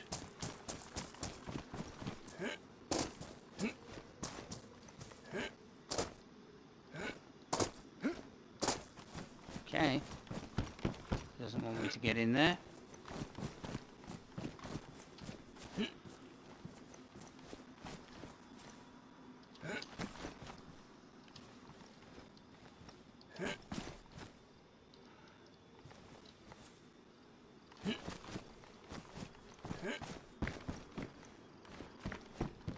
Whatever. Let's just go and check these first, because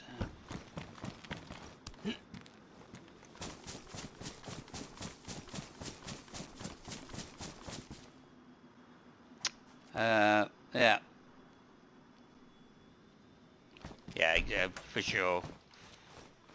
I'm not an expert in any field. That's what I would say.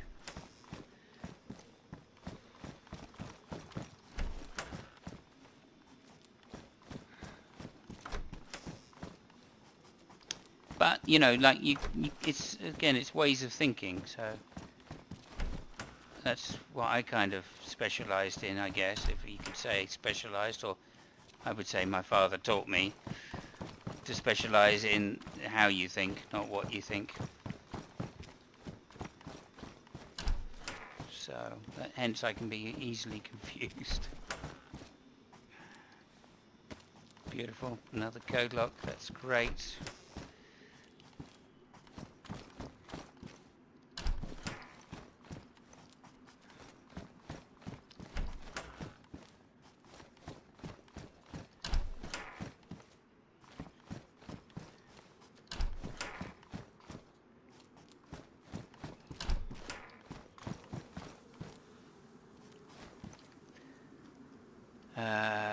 Where's that food?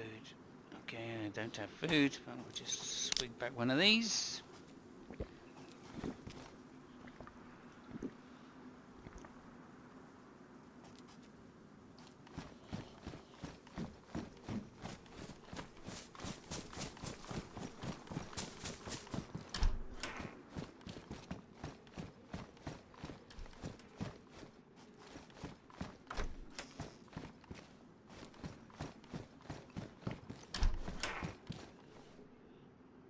It's impossible to forget a comma.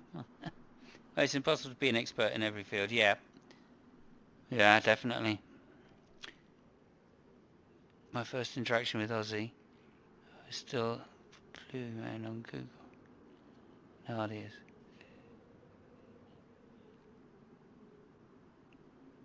Yeah, exactly. Aussie is like that. He is genuinely an open-minded person in the truest sense of their words. He's helped me out a lot as well, I have to say personally, which shows the mark of the man.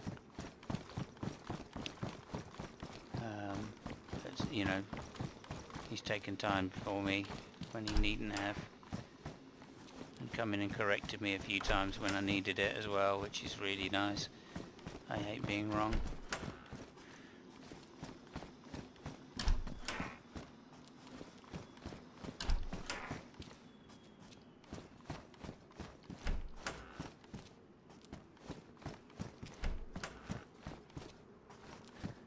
And he's got a lovely wife as well. He's extremely talented. Right, do I shoot these? No, why bother? See if we can get away without it. Oh shit.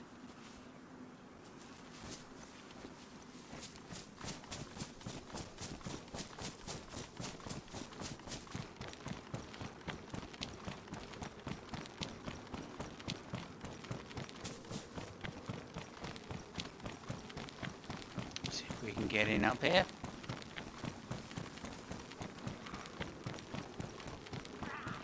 Oh dear.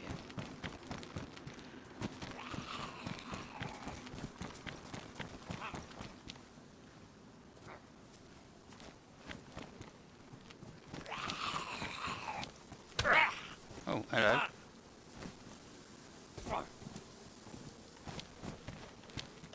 I hate the fact that zombies can jump over these fences and we can't.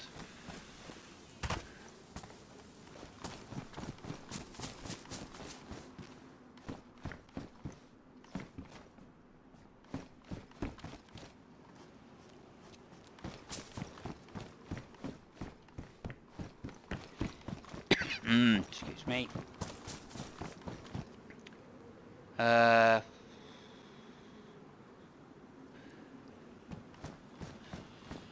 Well, yeah. I mean, I agree. Obviously, Tom, yeah.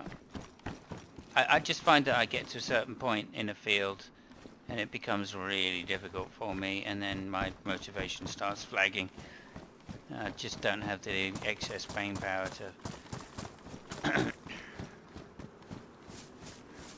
to get through it, you know. And I find that with philosophy.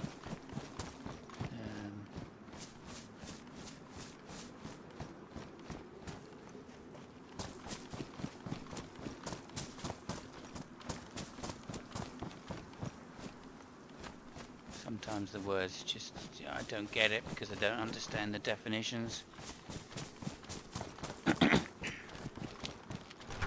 And I go, well, I know a particular word, you know.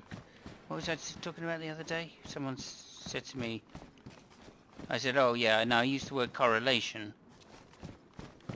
And they said, well, in philosophy, correlation means something different to the way you're using it.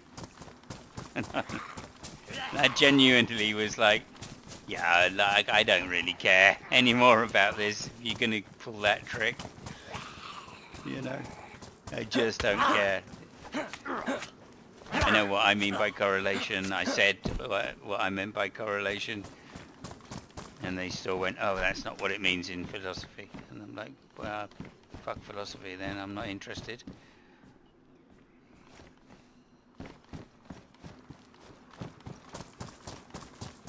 And the definition I gave was, you know, very standard, like physics definition of the word correlation, you know. In fact, it was a mathematical definition I gave, it turned out. Which is about as standard as you can, and I only gave a general version. You know.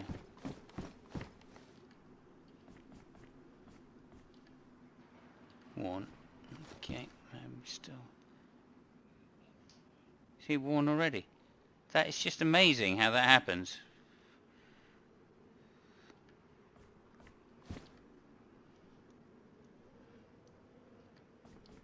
Gonna go for a slightly different green, I think.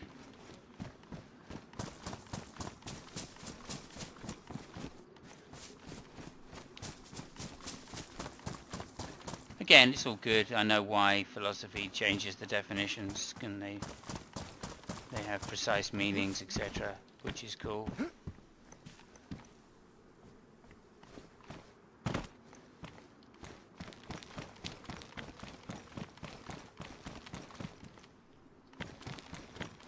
And sometimes that adds clarity, and sometimes it doesn't.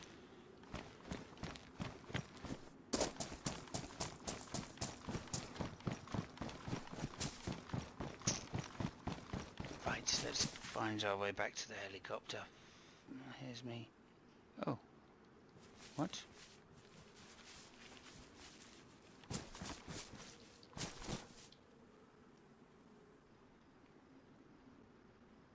Oh, I see, I'm on top, and that's underneath.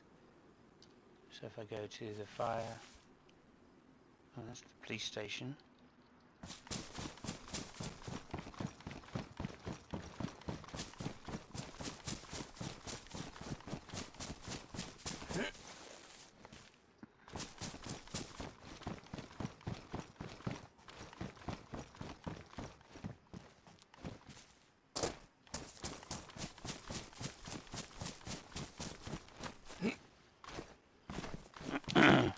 Okay.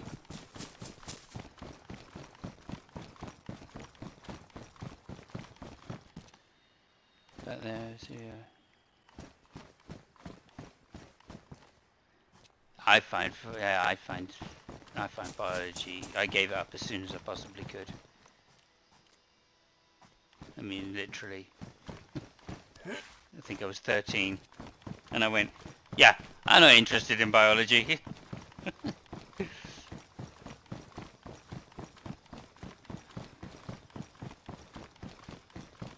Not on the agnosticism debate. Maybe. I don't know.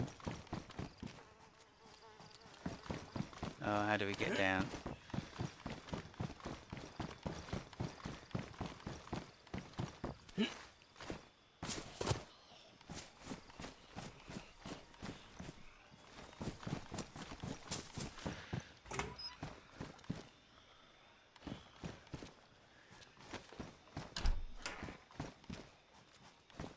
Hmm.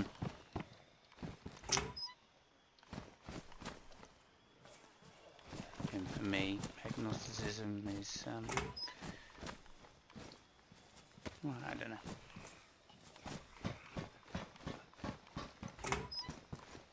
I think saying I don't know is perfectly fine. I think it's... I don't know. Depends how you use it. I've said this to Serb several times, you know. I think the Huxleyan agnostic position is perfectly legit. What I dislike, oh pristine, is, what I dislike is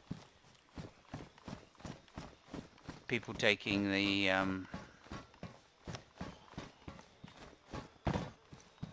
agnostic to mean much more than I don't know. Right. I don't even know whether that makes sense. Again, I don't mind the word. People, I call people by what they want to be called. I don't think too much more about it.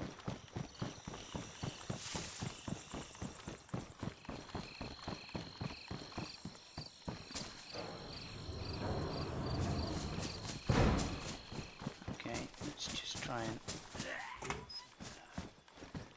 Oh, a Gunter wheel. Well, we know where there's a Gunter.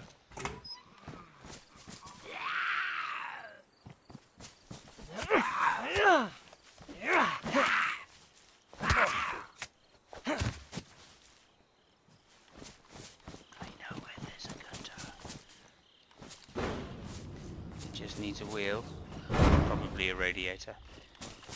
You should know that I was Church of Xbox. It's true. Oh, really? Okay, that's cool. Hannah.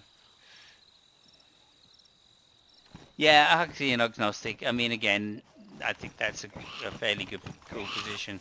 I disagreed with Xbox, and I miss him so much, by the way. He was another genuinely really nice guy. Had his issues, but he was genuinely a nice guy.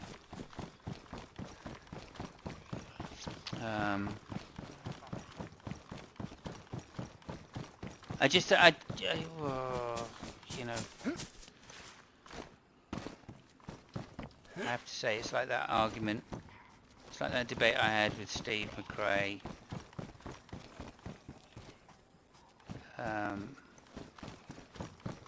On agnosticism, you know. And it's where you draw the line. What are you agnostic about and why? That's the problem with me. Which is why I don't mind the Huxleyan view, because that seems to me more honest when it comes to saying if you're 50-50, then you should be an agnostic, which I agree. I completely agree with. If there's as much evidence for as there is against, then you've got no reason to believe it to be true. And I use belief there as a psychological state.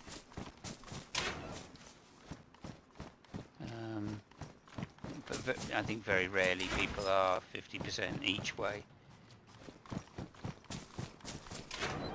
In which case, you know, to me that's justification for theism or justification for atheism.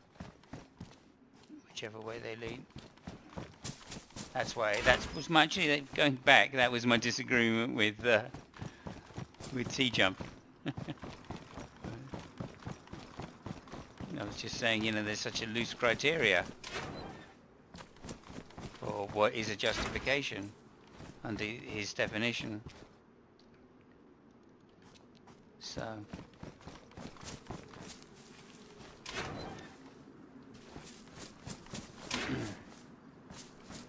and again, that then turned into a semantic argument. And I was like, well, if you're relying on a semantic argument with a theist, you know, you're not going to do very well. Because, you know, that's going to be the same criticism you're likely to label at them. In which case, you know, it's a fallacy. Anyway, who knows? Again, I think if I was a lot smarter, I would have some decent answers.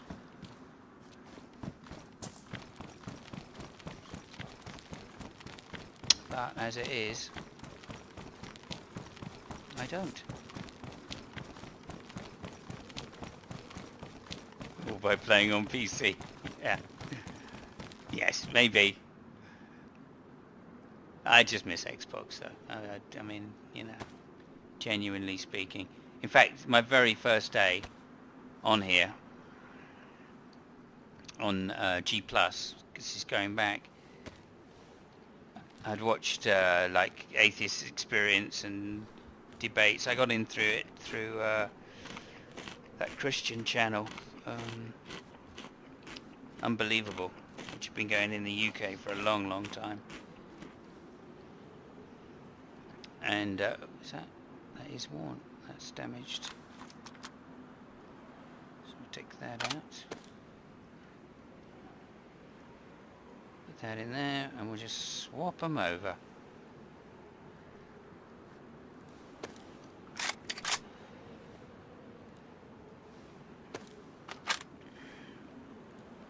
There we go.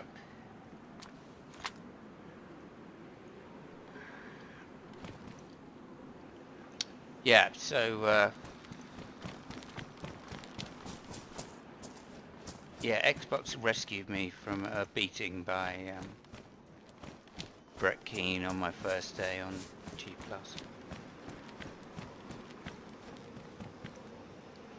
And explained to me how the lay of the land So, shall we say? Why you shouldn't take too many people seriously in the G Plus. So yeah, I've got a lot to thank him for.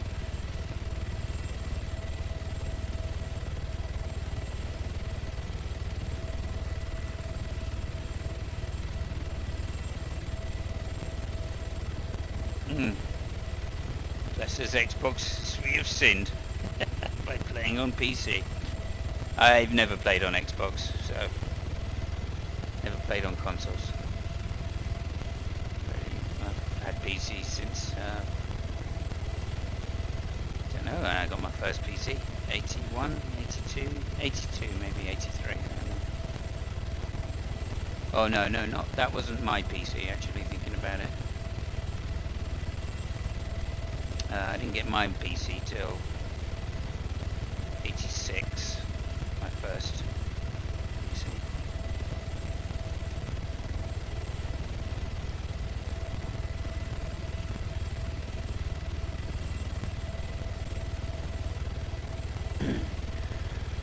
We shouldn't punish those PS4 heathens. Yes, maybe.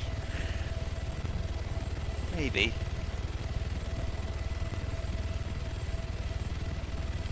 An interesting place though, this little island here. All those med tents down there.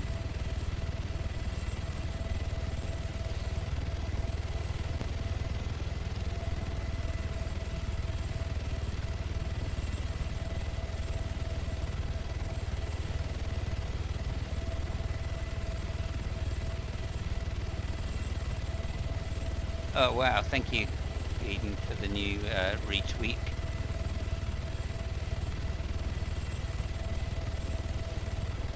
Uploaded. Oh, I see. Yeah, you've done that. Cool.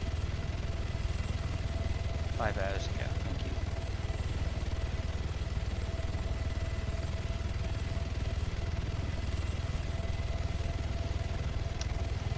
you. Like catching up. Sea battles are kind of pointless. Of course they are. Of course they're fucking pointless. He changes his mind, even if he say something he doesn't learn, he just changes his mind. He goes, oh yeah, no, I meant that all along. Personally, I'm not affected either way because that's kind of different. So maybe, just maybe. I mean, I think that's entailed in atheism, to be honest. Right? And that's always been my position. It's like, I'm a hard atheist, I believe there are no gods, but that's a psychological statement. That's not saying that I know for a fact that there are no gods. It depends how you want to define it. If you define God as a Coke can, then obviously I'm a theist, because I believe Coke cans exist. So that's just a definitional semantic argument, which doesn't interest me at all.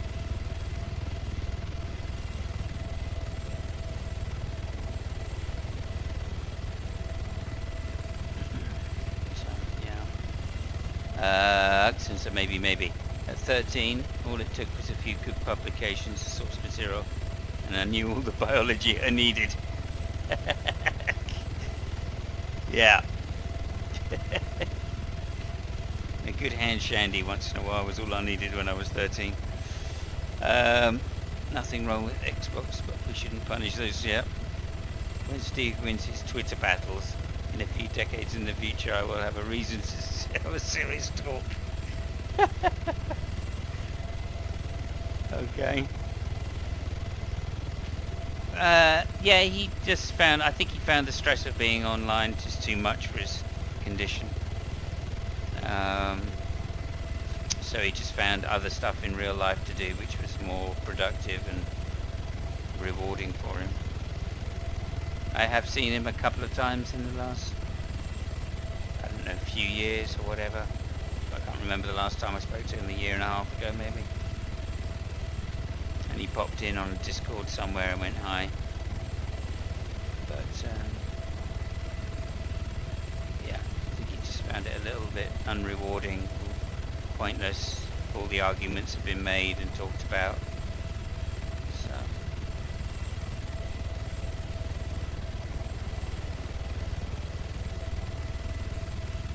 Gee, Sam, I like that part of biology too.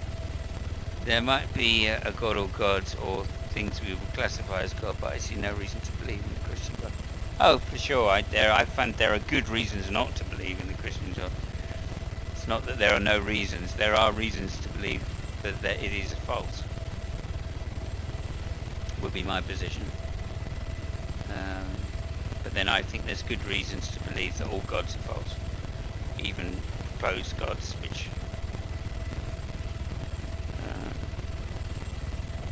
thing. And there are many arguments. I mean, the chief argument for if you make your God unfalsifiable, then there's no deductive argument that could show that God exists. So we're never going to have a reason to believe God exists.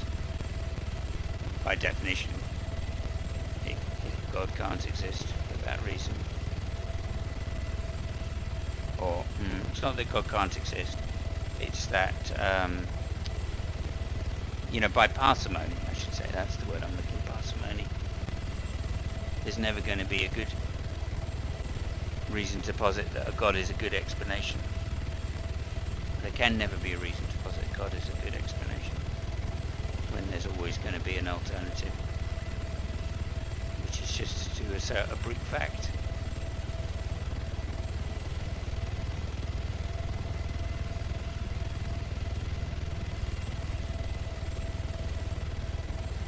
What the fuck is that home for?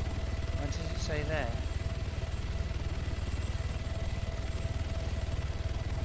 Oh, I see. This is the other home.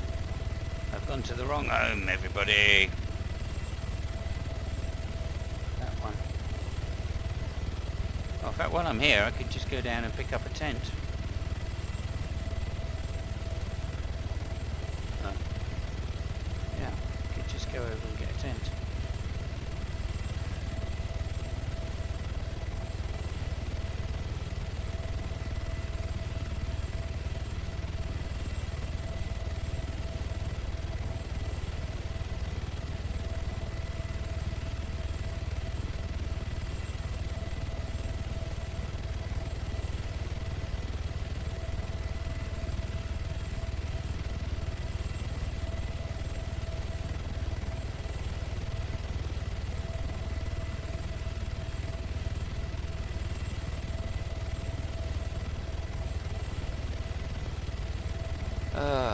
Anyway, I mean, it's weird. I used to be so much sharper on these kind of questions.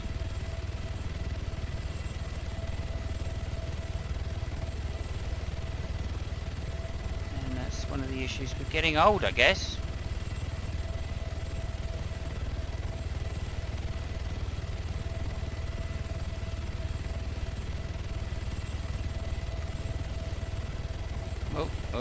Oh. Am I in the tree? Yes, I am. Too low.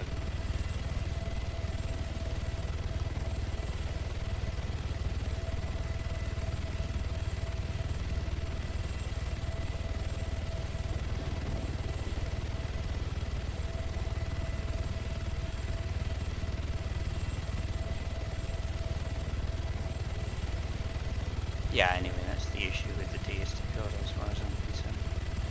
I'm not saying it can't exist. I'm saying there's no reason to say I don't know either.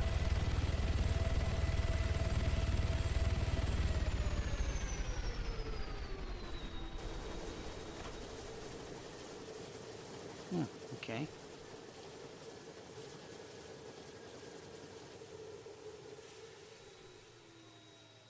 Huh.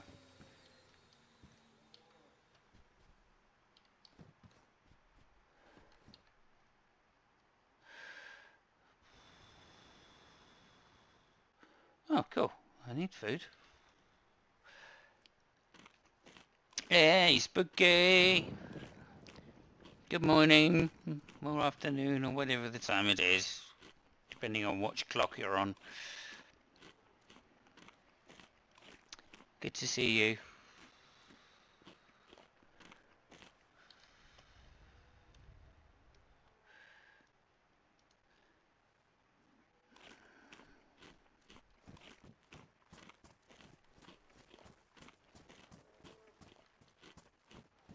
Let's just see what's in here.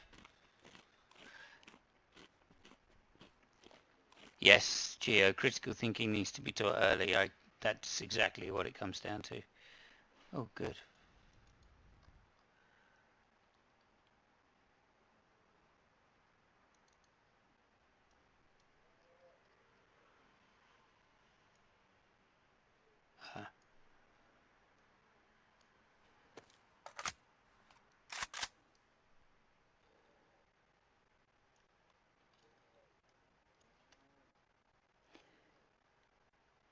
Do.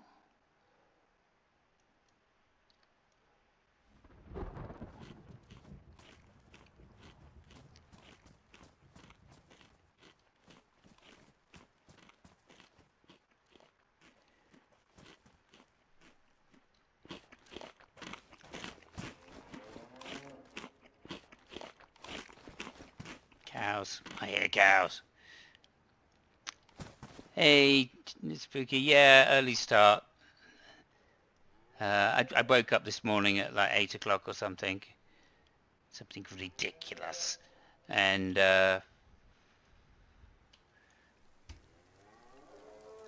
basically sat around, tried to watch a few videos and things. Oh, there it goes. Rain, rain, rain.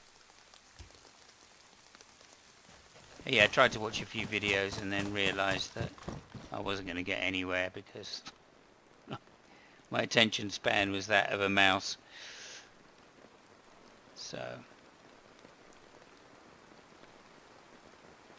yeah, basically I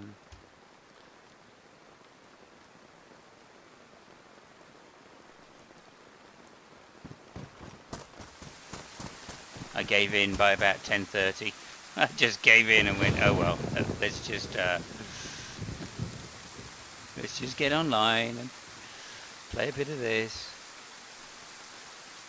I'm glad I did because Jamie then came on and sorted out a few things for me which I needed.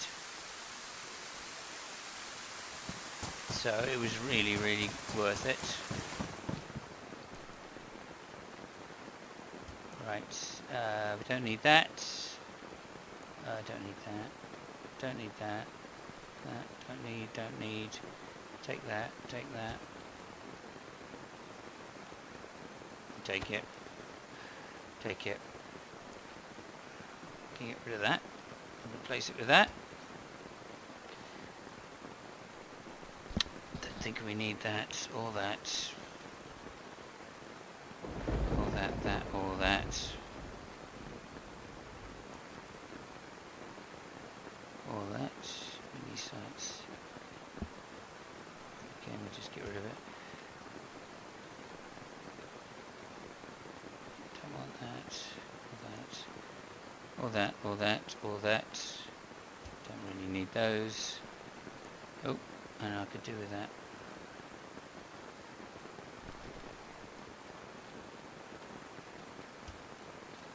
Yay.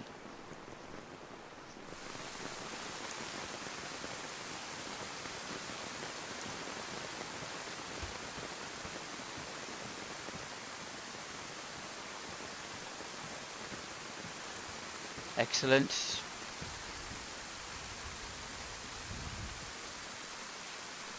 And look at that. Full heli. That's good news.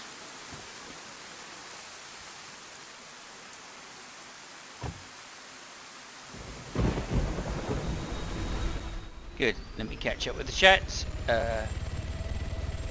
Yeah, me too. My dad was a real good teacher for me. Taught me chess when I was like 6 or 7. 6. 7. And it made a huge difference to my life.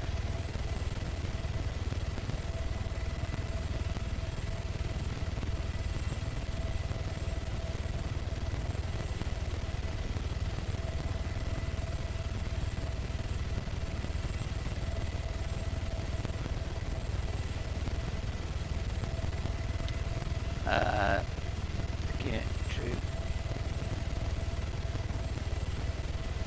Spooky Bed Air ignores me. Worst stream ever.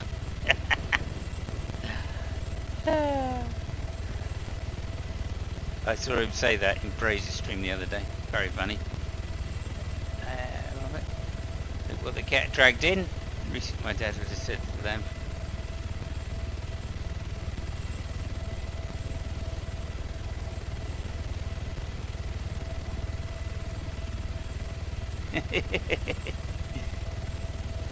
Think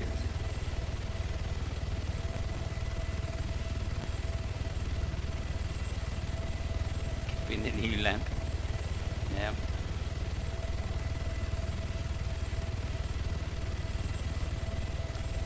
Hopefully we'll get back while it's still raining, and I will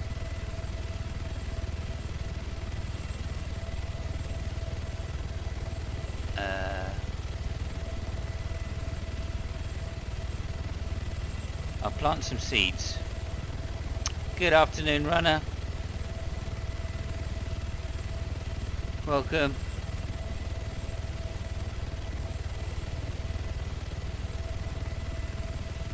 I flew over your base and everything's still there and still okay. So you're all good. Oh wow, that was exciting.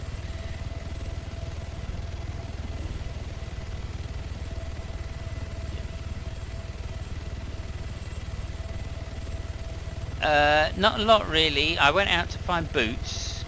I found boots. I've got all of this loot which I picked up by going to various military bases. And I'm just headed back to my base now to drop it off. Just picked up, as you saw. Oh.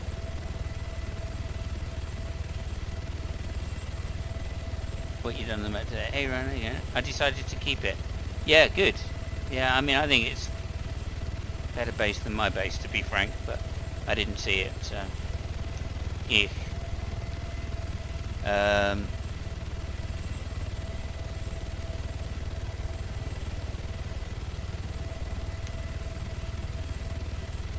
yeah, so I'm just on my way back to my base now, and then you'll be able to see everything that I've got, all the new stuff that I've got.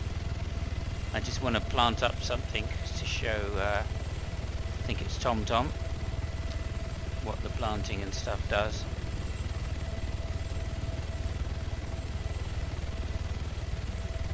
And then pretty much you're up to date with the stream, really. There's no need to go back, and nothing exciting has happened anyway.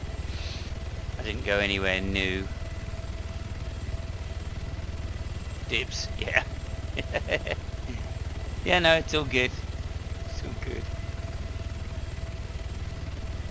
There are so many good base places on this map.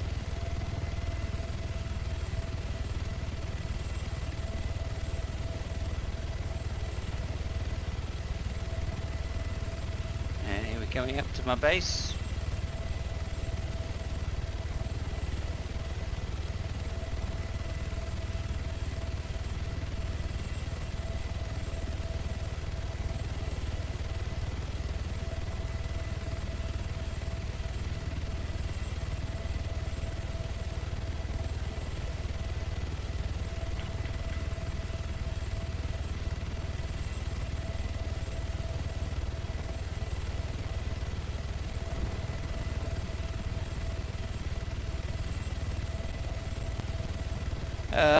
Not really. I mean, a couple of really nice things. Like I got a couple of code locks. I've just picked up a green tent for myself, which is very useful, of course.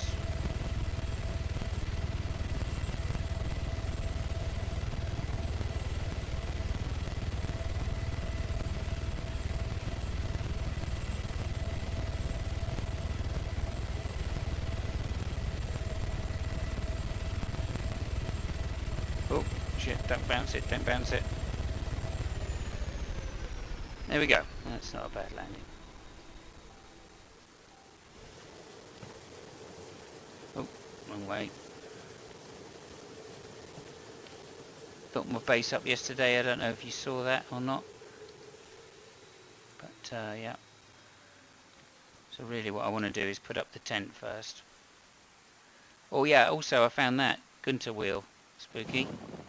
So that Gunter that I saw the other day, I think we're going to go and head for that next.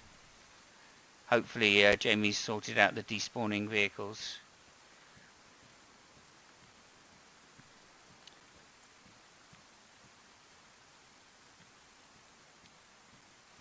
Look for the altar, yeah. There's a sacrifice altar somewhere. I think it's at the Temple of Doom, though. And that's quite a long journey to get there. So... oh, some food.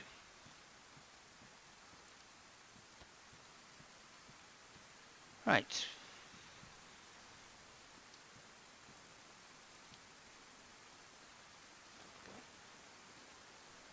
Okay, it's not going to let me put it there. No.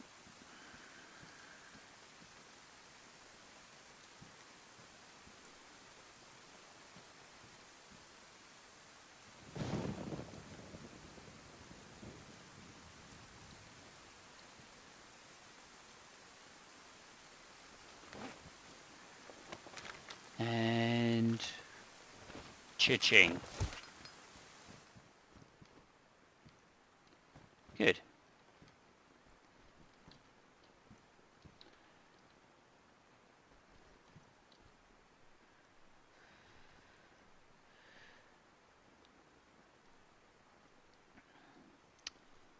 Do do do do do.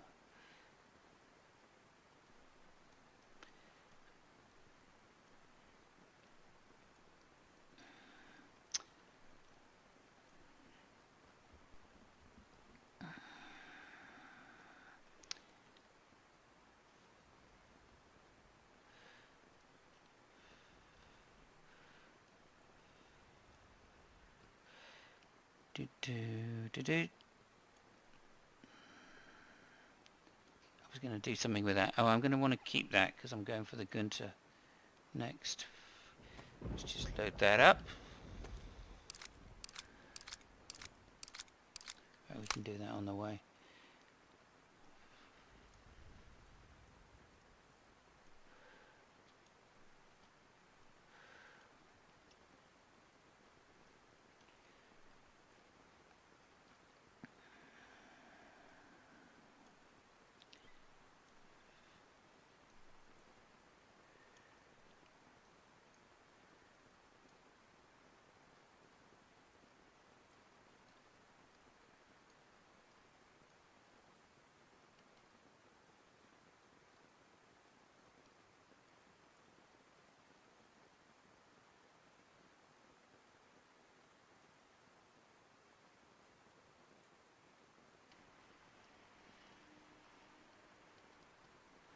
Excellent. Right, now we can go up, just empty the...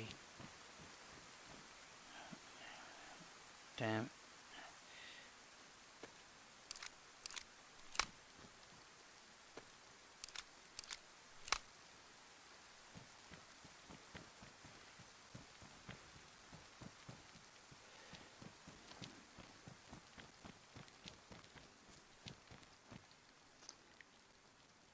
Oh my god. So we'll just put this stuff away.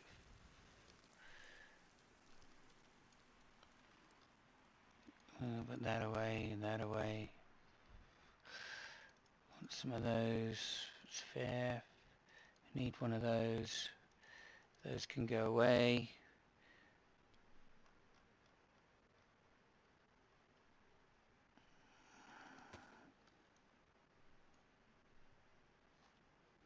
And we can carry that down.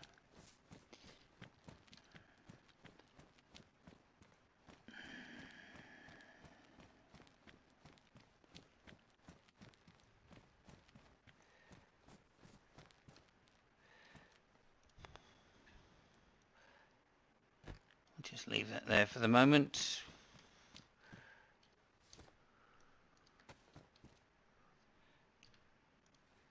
Put that there.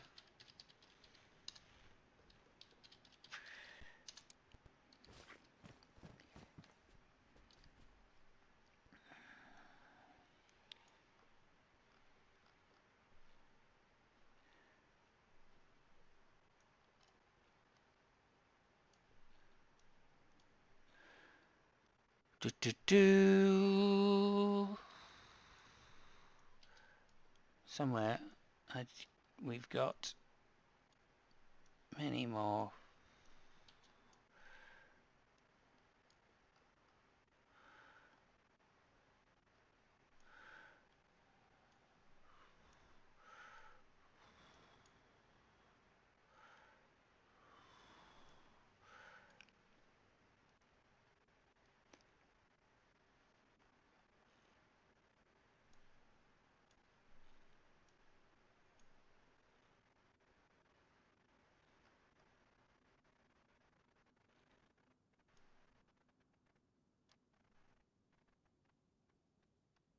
Good.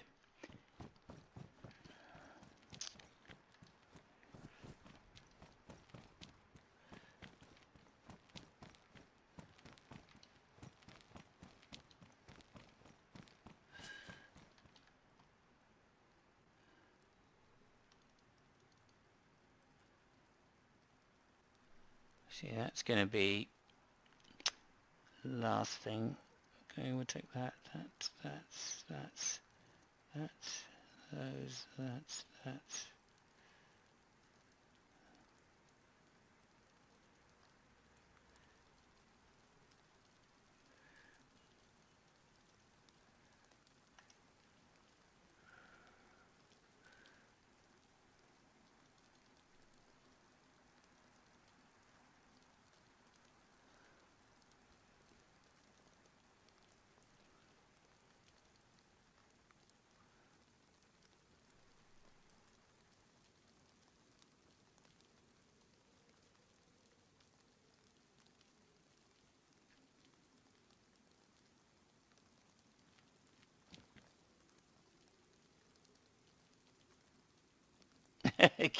Hang on a minute.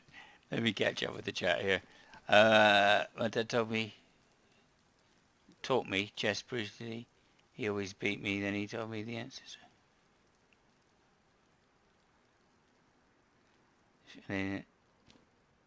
Yeah, exactly the same with me as well, Tom. I never beat my dad until I was 10. So 3 years of playing without winning a game. And the day I beat him, he never played me again. After that. Totally brutal.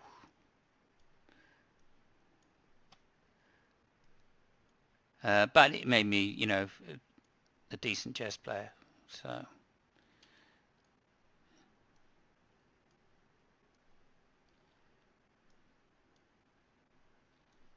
I was pleased about that.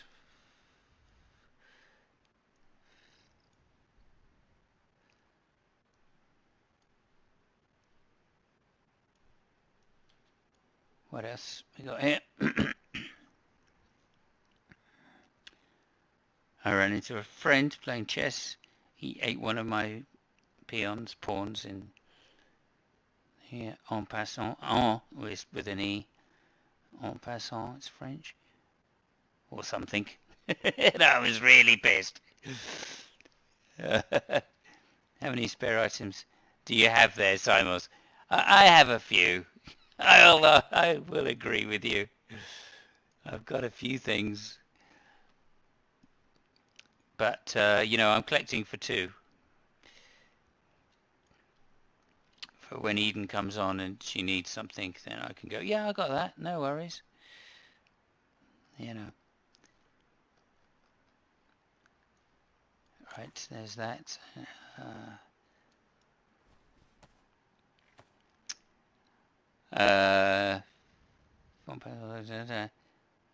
Runner, where's how many spare items? Looks like the Tower of Saruman. Yes, thank you very much. I think it is. I think it is.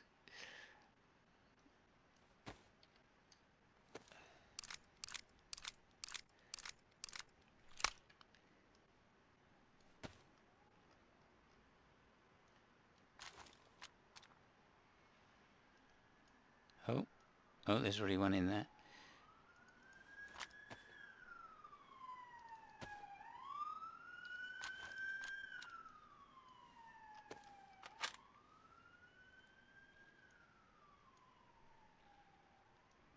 There we go. 2's back up. Good. I'm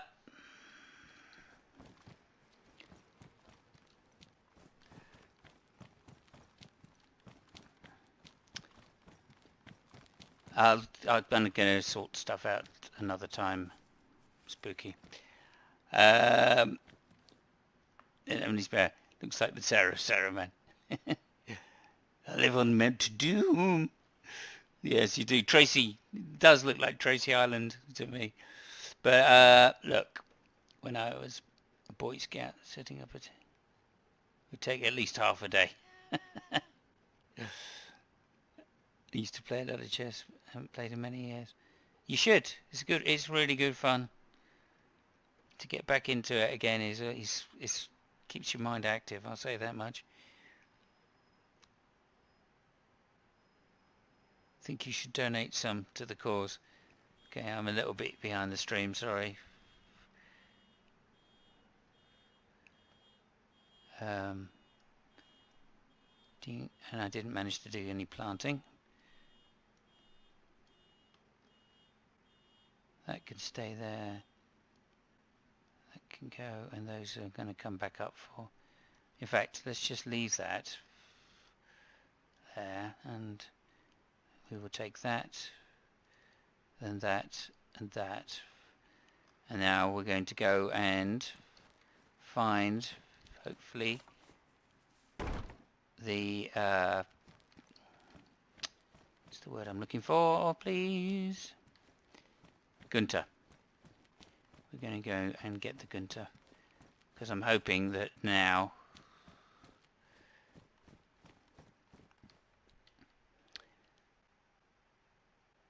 it will have been taken care of in terms of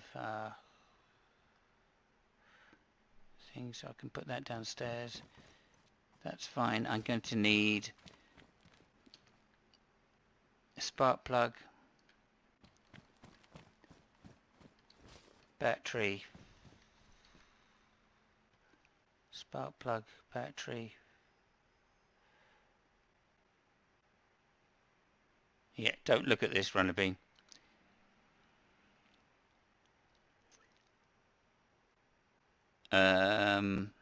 Spark plug, battery.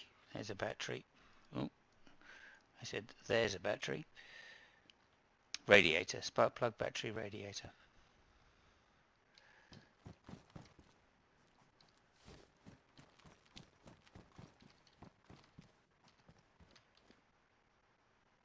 Spark plug.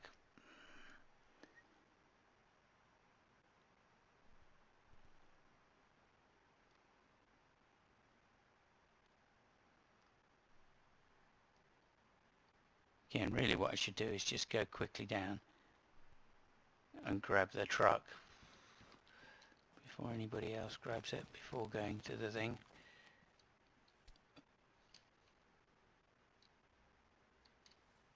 Let's grab that. Grab that.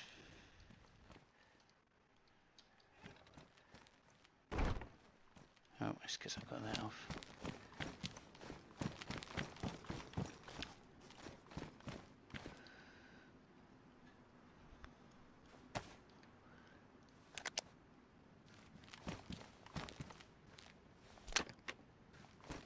Okay, I guess you do it the other way. Plug in. Connect.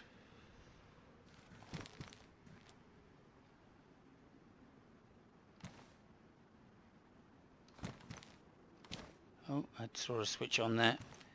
Switch on. There we go. Lovely. Okay, radiator. Another battery. Do I need gas? Can't take gas.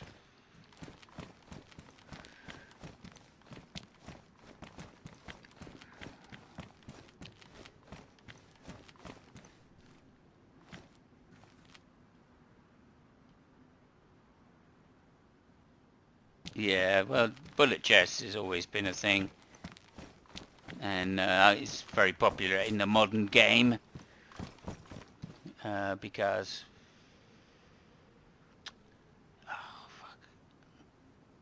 had a radiator, man. I did have a radiator somewhere. Perhaps it's right at the top again. Oh, let's just go and get the truck.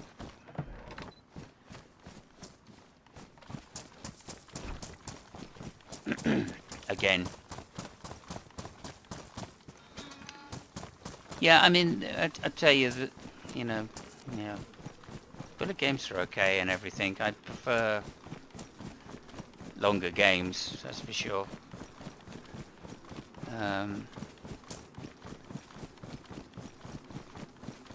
But, oh, pigs. Got no room.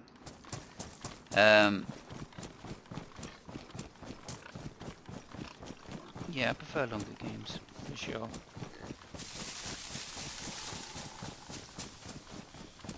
Because there's tactics you can use, you know. You don't have to play very accurately if you're playing a really quick game. Sometimes it's just enough to put your opponent under time pressure. So you can just make neutral moves all the time. And as long as you're doing it quickly, that's good enough to beat someone.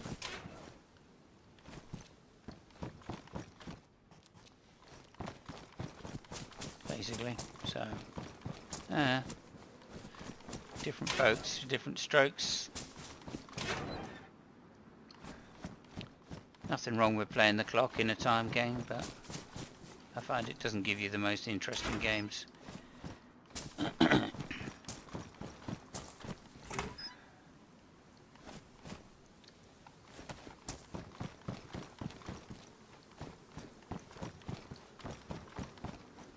think it's this way.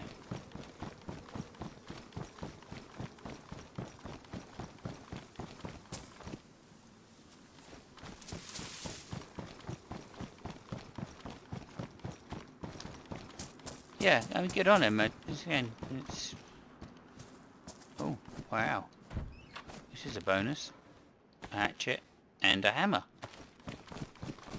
Building for days, and there's the truck back again. It's the one I left in my base last night.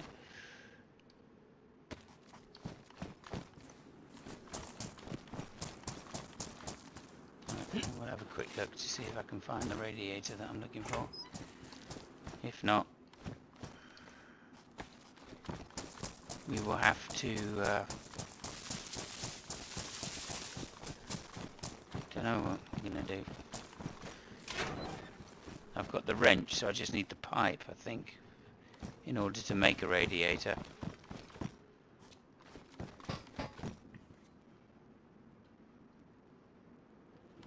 I think.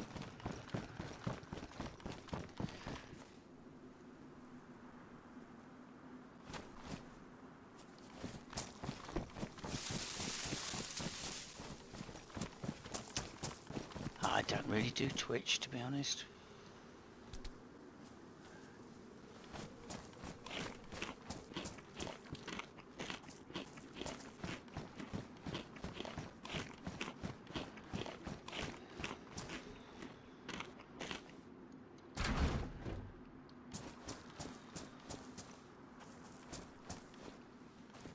Courgettes, courgettes.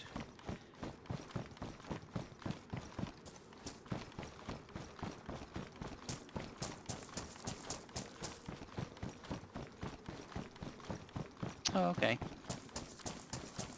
I watched one of his games, to be honest, once, and it's okay. It's okay. I wasn't overly impressed by some of the moves.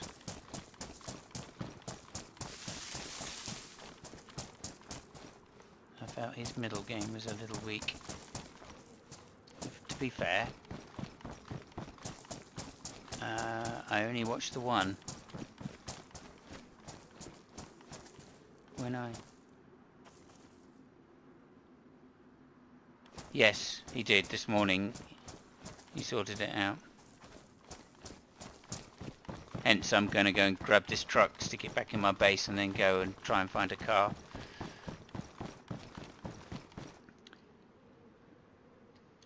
Uh-oh. Oh, that's okay. Bang.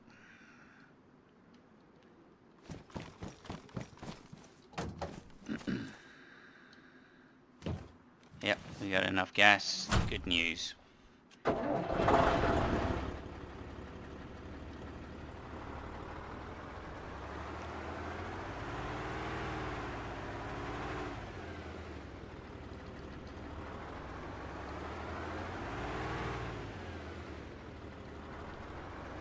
Okay.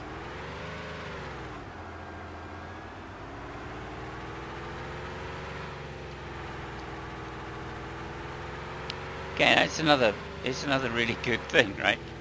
The fact that the fact our dads and others, Robert, I suspect as well, the fact our dads taught us chess, you know, that's just a total bonus. Because I talk to people that have learnt chess by themselves later. Oh.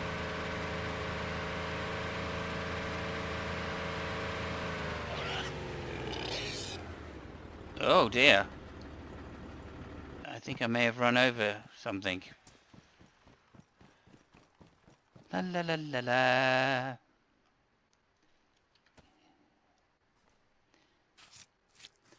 And I find it a total bonus.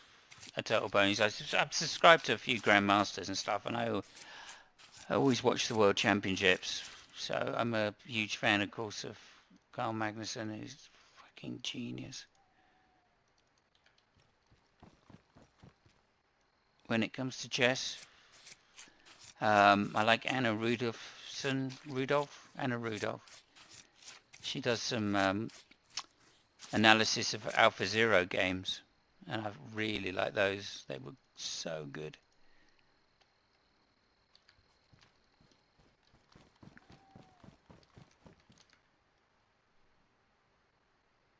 So yeah, some that I would look out for.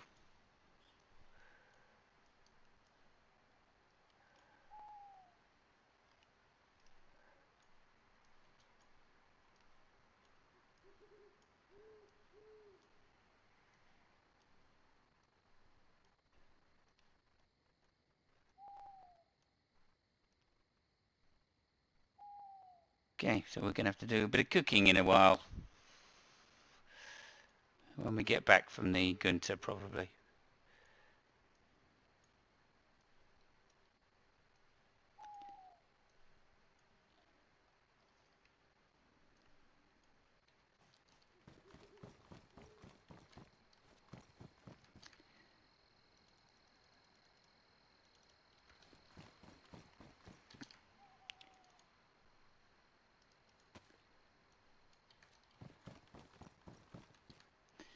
Lime, that's the other thing we could do with a bit of.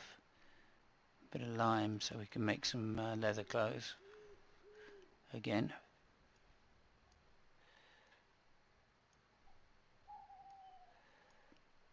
Oh, actually, let's do that, and then we'll put them all in there when we get back.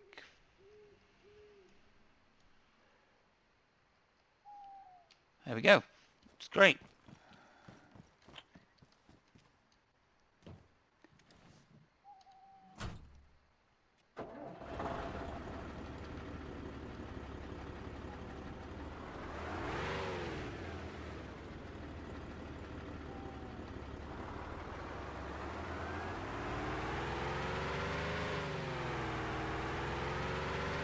Okay, yeah, that makes sense.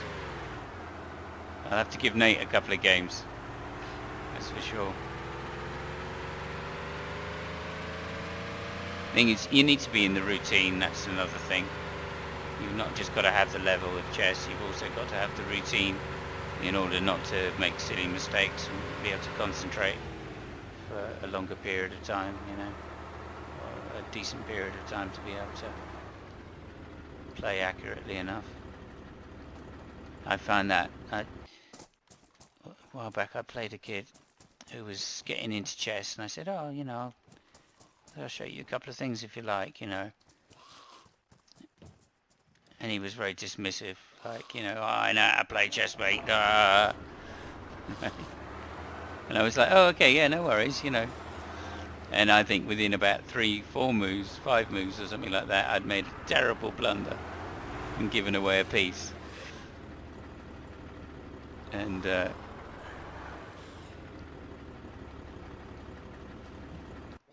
I was like, oh, well, that's the end of the game then, because of his talk, you know, because he talked a good game. I thought, oh, well, I've lost, that's it, I've made a mistake. And, of course, in reality, there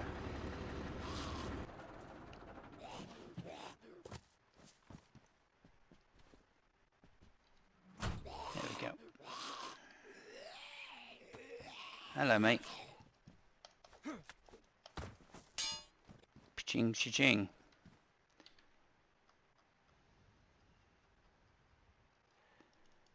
Excellent. Right, so that's that in there.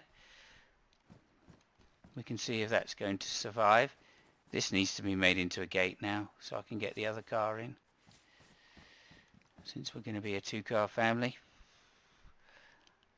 And let's just put a few of these here. In fact, we will also do a bit of planting while I'm here, just in case it rains again. Oh, sugar.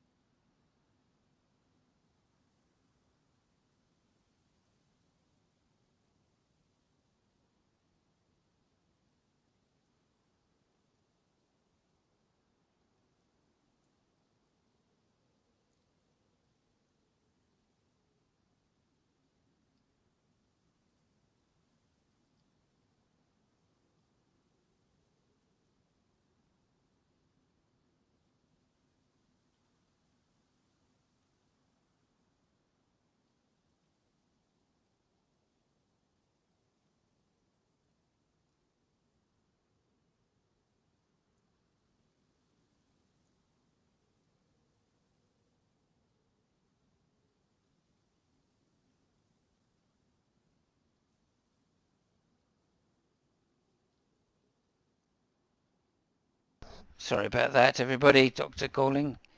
Let me just keep my glasses so I can read the chat, and then I'll catch up. Nate is really good. Some kind of... Is he really? Okay. I saw a game about Nate and thought, okay. That's how they go. I would imagine Nate is pretty damn good though, because he's fucking smart. He's a smart guy. So, and there's some pumpkins. Oh, let me just do that. Unpack. I'd like to play Nate as well. We have a very similar ways of thinking, I think. He's just a bit dedicated, more dedicated than what I is.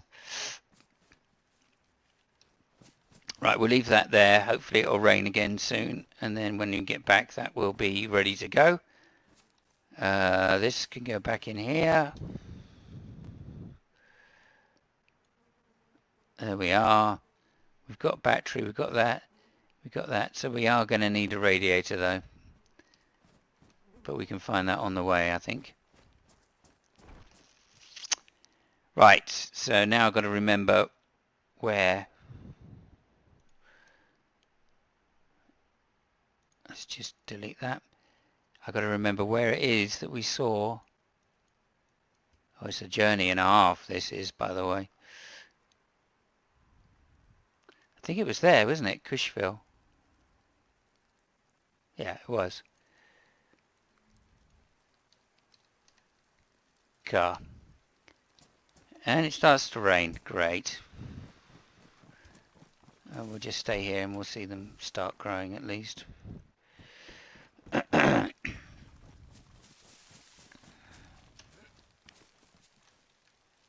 we'll have a little drinky booze.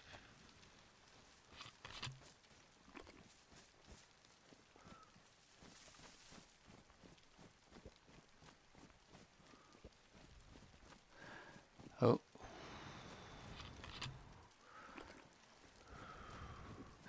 It's a compass.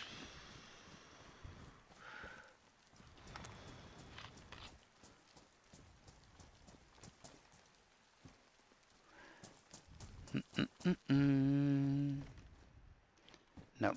Okay. Great helm.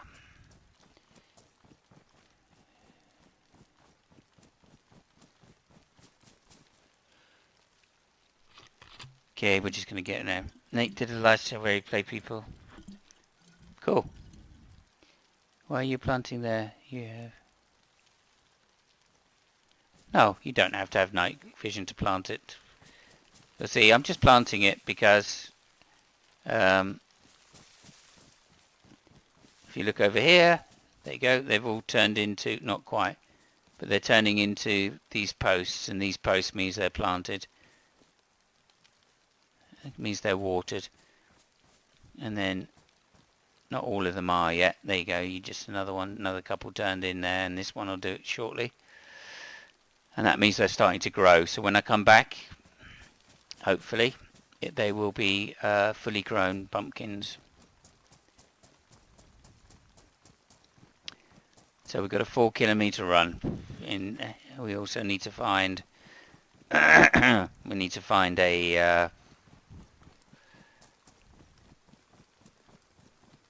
radiator as well. So that's we're up.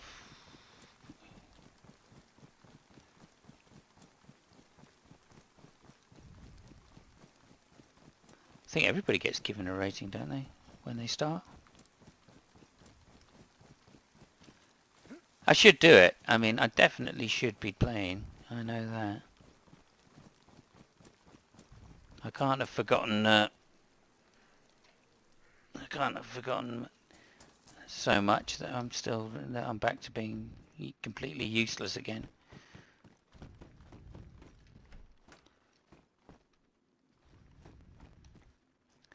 So.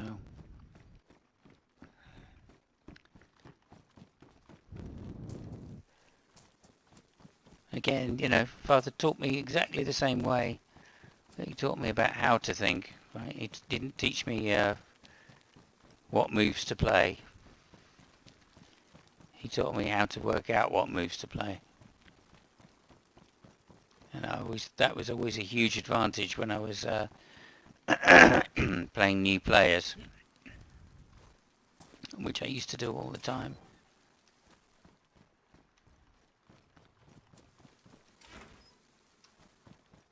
Fantastic, handsaw, brilliant, needed.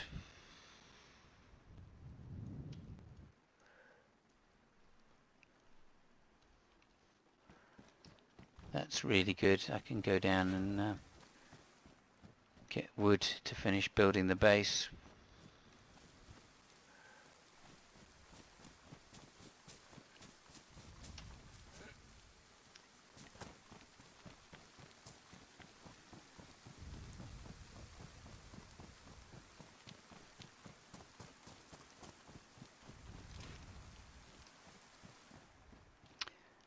Yeah, I think I'm going to try and do that. Get an account with... Oh,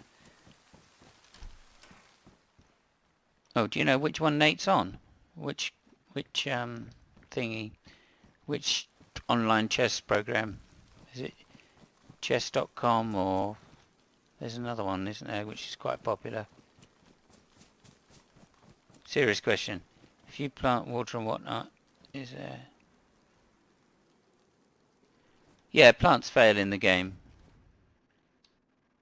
It is random, yeah.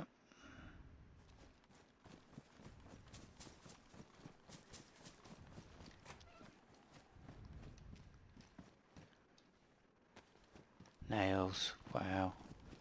Very nice.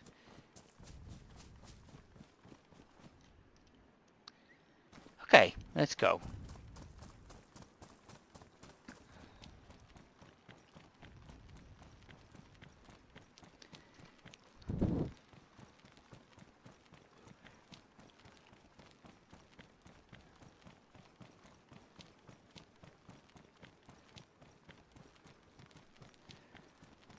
Matt plays on chess.com. Cool.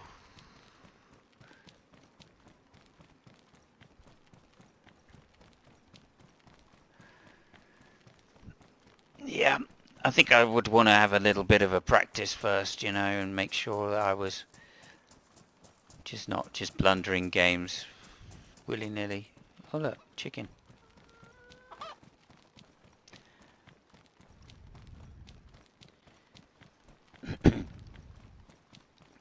The temptation, of course, is to go straight in with the bullet chess, you know, and that's when you don't learn.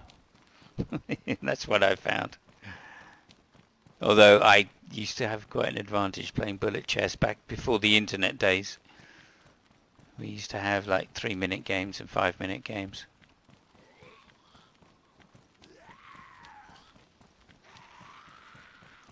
Just on clocks and stuff. And I beat some really good people that way.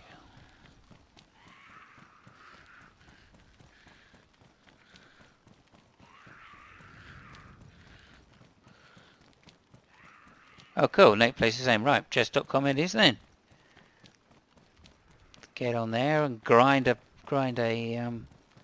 rating.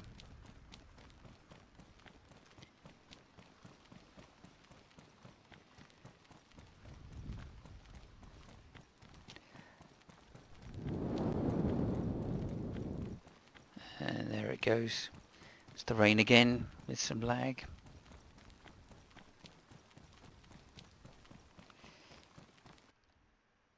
Sorry, let me just do this because I feel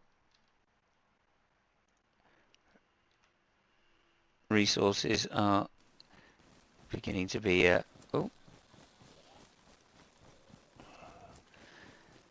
get taken. Right.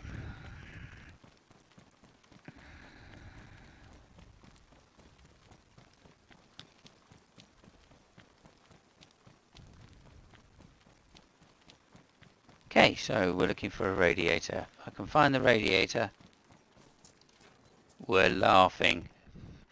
Or the other thing I need to find, if not a radiator, then a pipe would also be just as useful. Ah, a pipe. Let's get rid of that. And we'll grab the pipe.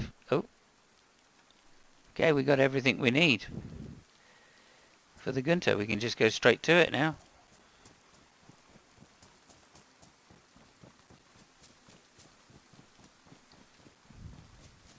Just make sure car, yes, car.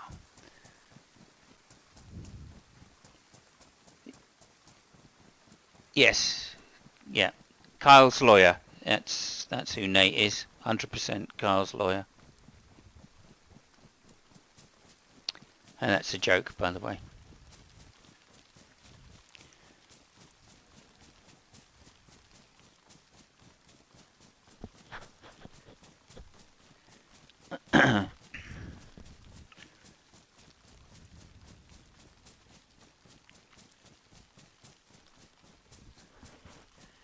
I actually set up a... This is going back a few years now. When I was in my... I don't know, after I finished with the band and stuff, I was living on a boat on the Thames with a guy. Not in that way. He was rebuilding the boat. And he said, you can live on the boat if you help me rebuild it. So I said, oh yeah, cool. You know, no worries. It'd be good fun to live on a boat. Free rent. All I got to do is just do a bit of labour, and that's cool. And then he had another place he was living with his girlfriend and stuff. At the beginning, anyway. Anyway,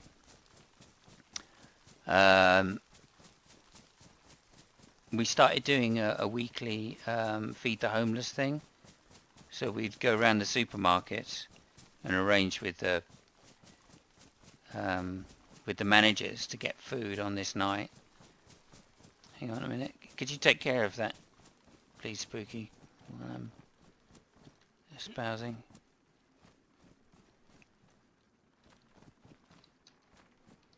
Oh, another light. Do I need another light? I don't really. Can I? I haven't got room for it anyway, so let's take that off. Title of the stream is Chess and Chat. Cool.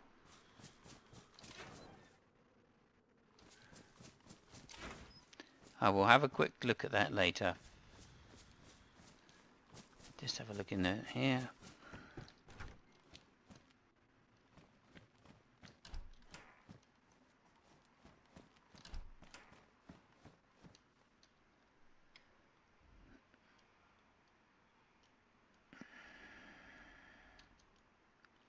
Very close. Oh, we don't need that. So we just grab that.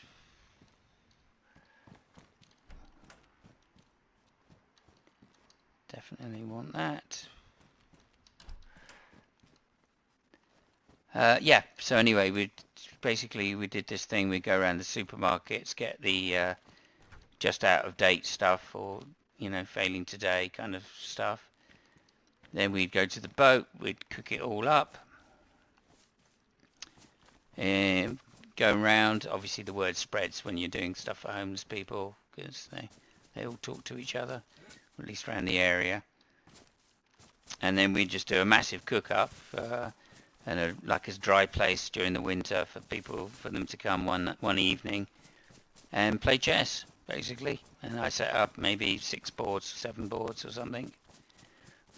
And they'd all come in, have a good nosh, play some chess. And yeah, I did that for maybe a year and a half, something like that. 2 years. And that was in my 40s, actually. My early 40s. And it was really good. Came across some good players. Then people also heard that people were playing chess.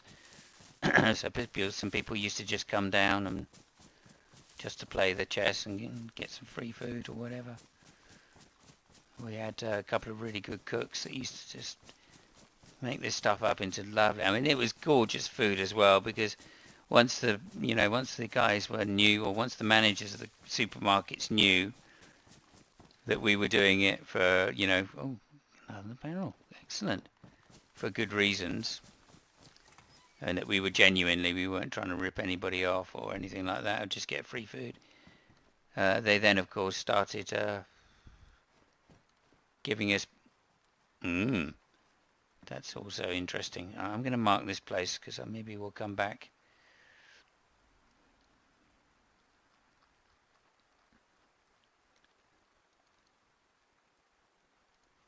Go on.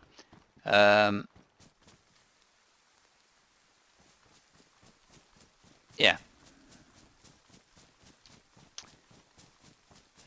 So yeah, people used to come down, and then once the word got out that we were doing it, and there was lots of homeless people turning up, we'd feed people off the boat. I mean, it wasn't just, a tiny little boat. It was like a wide beam, 75-foot wide beam canal boat. So it was certainly big enough, but we'd feed people off the boat as well, and people would build a little fire on the side of the boat, just off the side, on the bank. And as I say, then people would turn up to play chess after a little while as well. The food was amazing because these managers would just give us like the very best food. And they go, that's out of date tomorrow, fuck it, we won't sell it. So we ended up having like salmon, like just whole salmon, and all sorts of things, the best stuff from the supermarkets. Plus, of course, there was food they could take with them as well to keep them going during the week. And yeah, it was really, really nice.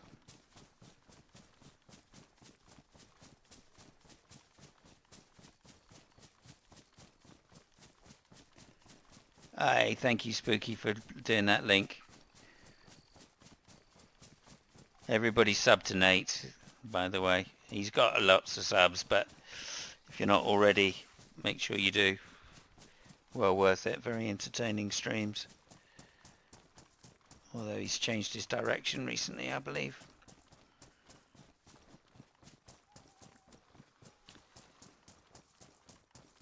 Okay, well, we'll just...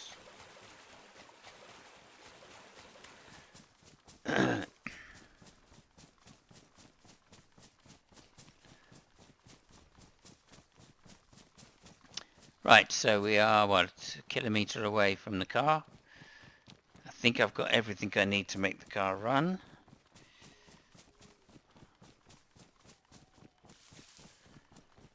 And so, yeah, good news.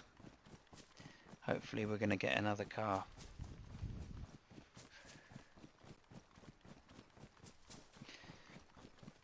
And then we can go racing on Arkenheim, which is really what I want to do.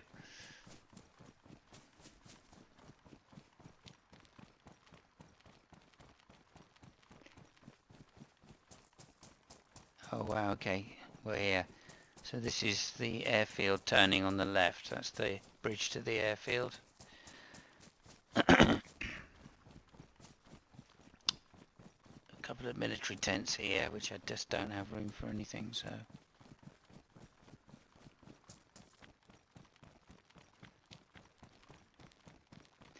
Oh, Benghazi, good point. Back of the spanner, okay.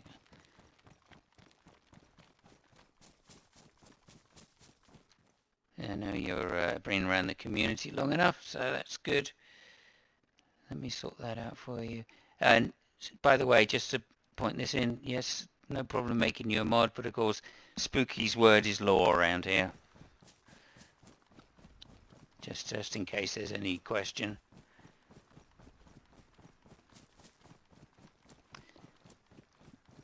Isn't that right, Spooky? Smoky premiere in 13 minutes. What the f does that mean? Smoky premiere. Like him just bullshitting again, going, I didn't do it, I didn't do it.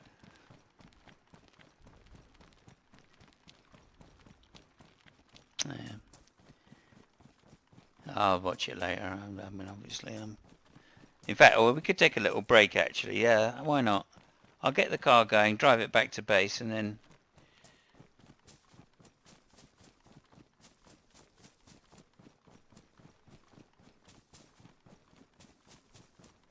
Who knows? Yeah.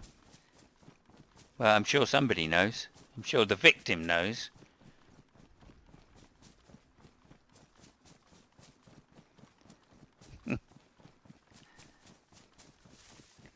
Yeah, I'm sure the victim knows. And the arresting officer. I'm sure the arresting officer knew. And several other people.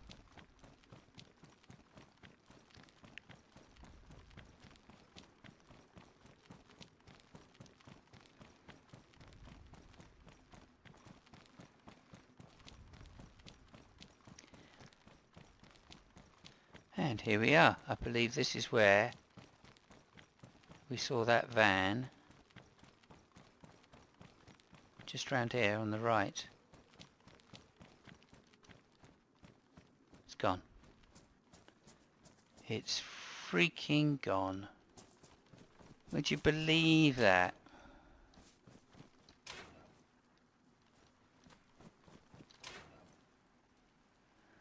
And there's a door for it as well there. Oh, potato! A potato! We're going to bake that later with the pork. Now this is the right place, alright, isn't it? This is where we were. Damn it! It was right there. It was right there, I tell you.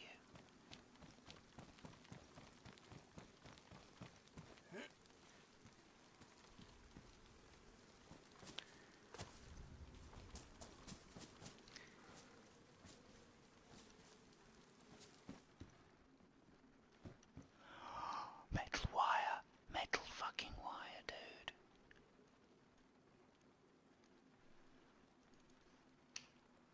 Excellent. That's another gate. That's huge. That's a huge find. Oh, truck battery. Another big battery. That's another huge find. A revolver. Okay, I do have one, but...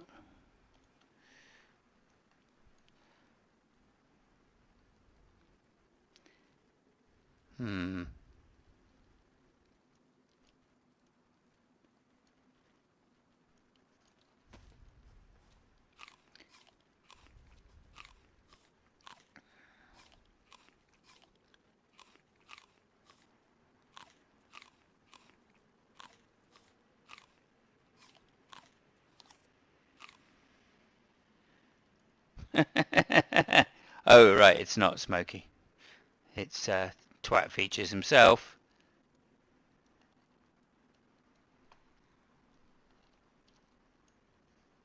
Pristine revolver, that's nice. It's just a Wilkin Cade, okay. That's... I can ignore that. I can safely ignore that. Okay, so that's disappointing. I was hoping that there was going to be a car there. But it's... it, of course, has disappeared. Probably taken by somebody.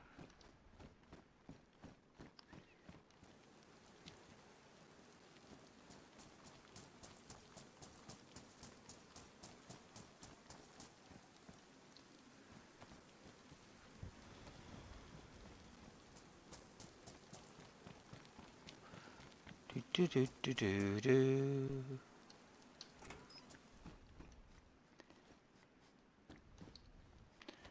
Yeah, so I guess what we'll do then is take a little breaky booze. I've been going for 3 hours.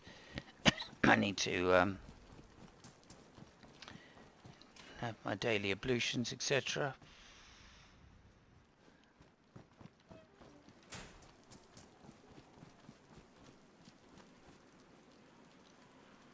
And whatnot.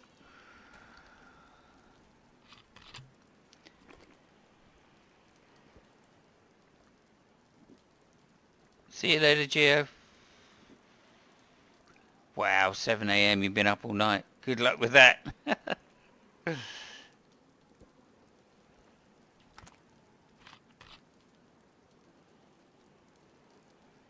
be fair, let's go to bed.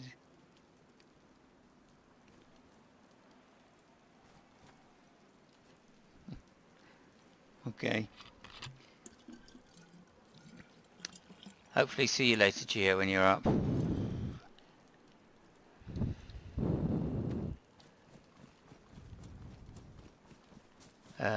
Let me find somewhere safe to put my character. And then when I come back, we're going to carry on looking for a car. Would have been easier to do it in the helicopter, but never mind.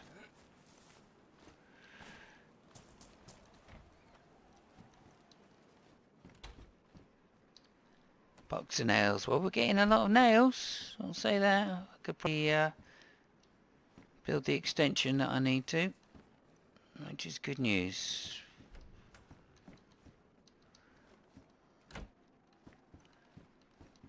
Right, so there we go. Let me just lie down here, I guess. Just lie back then. No, it's not lie back.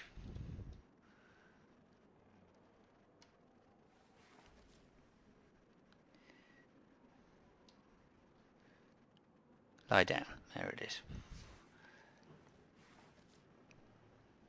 Right, 99 to everybody. I will be back in about, what is it now, 2 o'clock? Probably 3 o'clock to 3:30. Thank you everybody. Please thumbs up and like the stream, and that would be much appreciated. And as I say, I'll be back in about an hour. So yeah, thank you very much everybody. I will see you all soon. And we'll find the car later, I'm sure.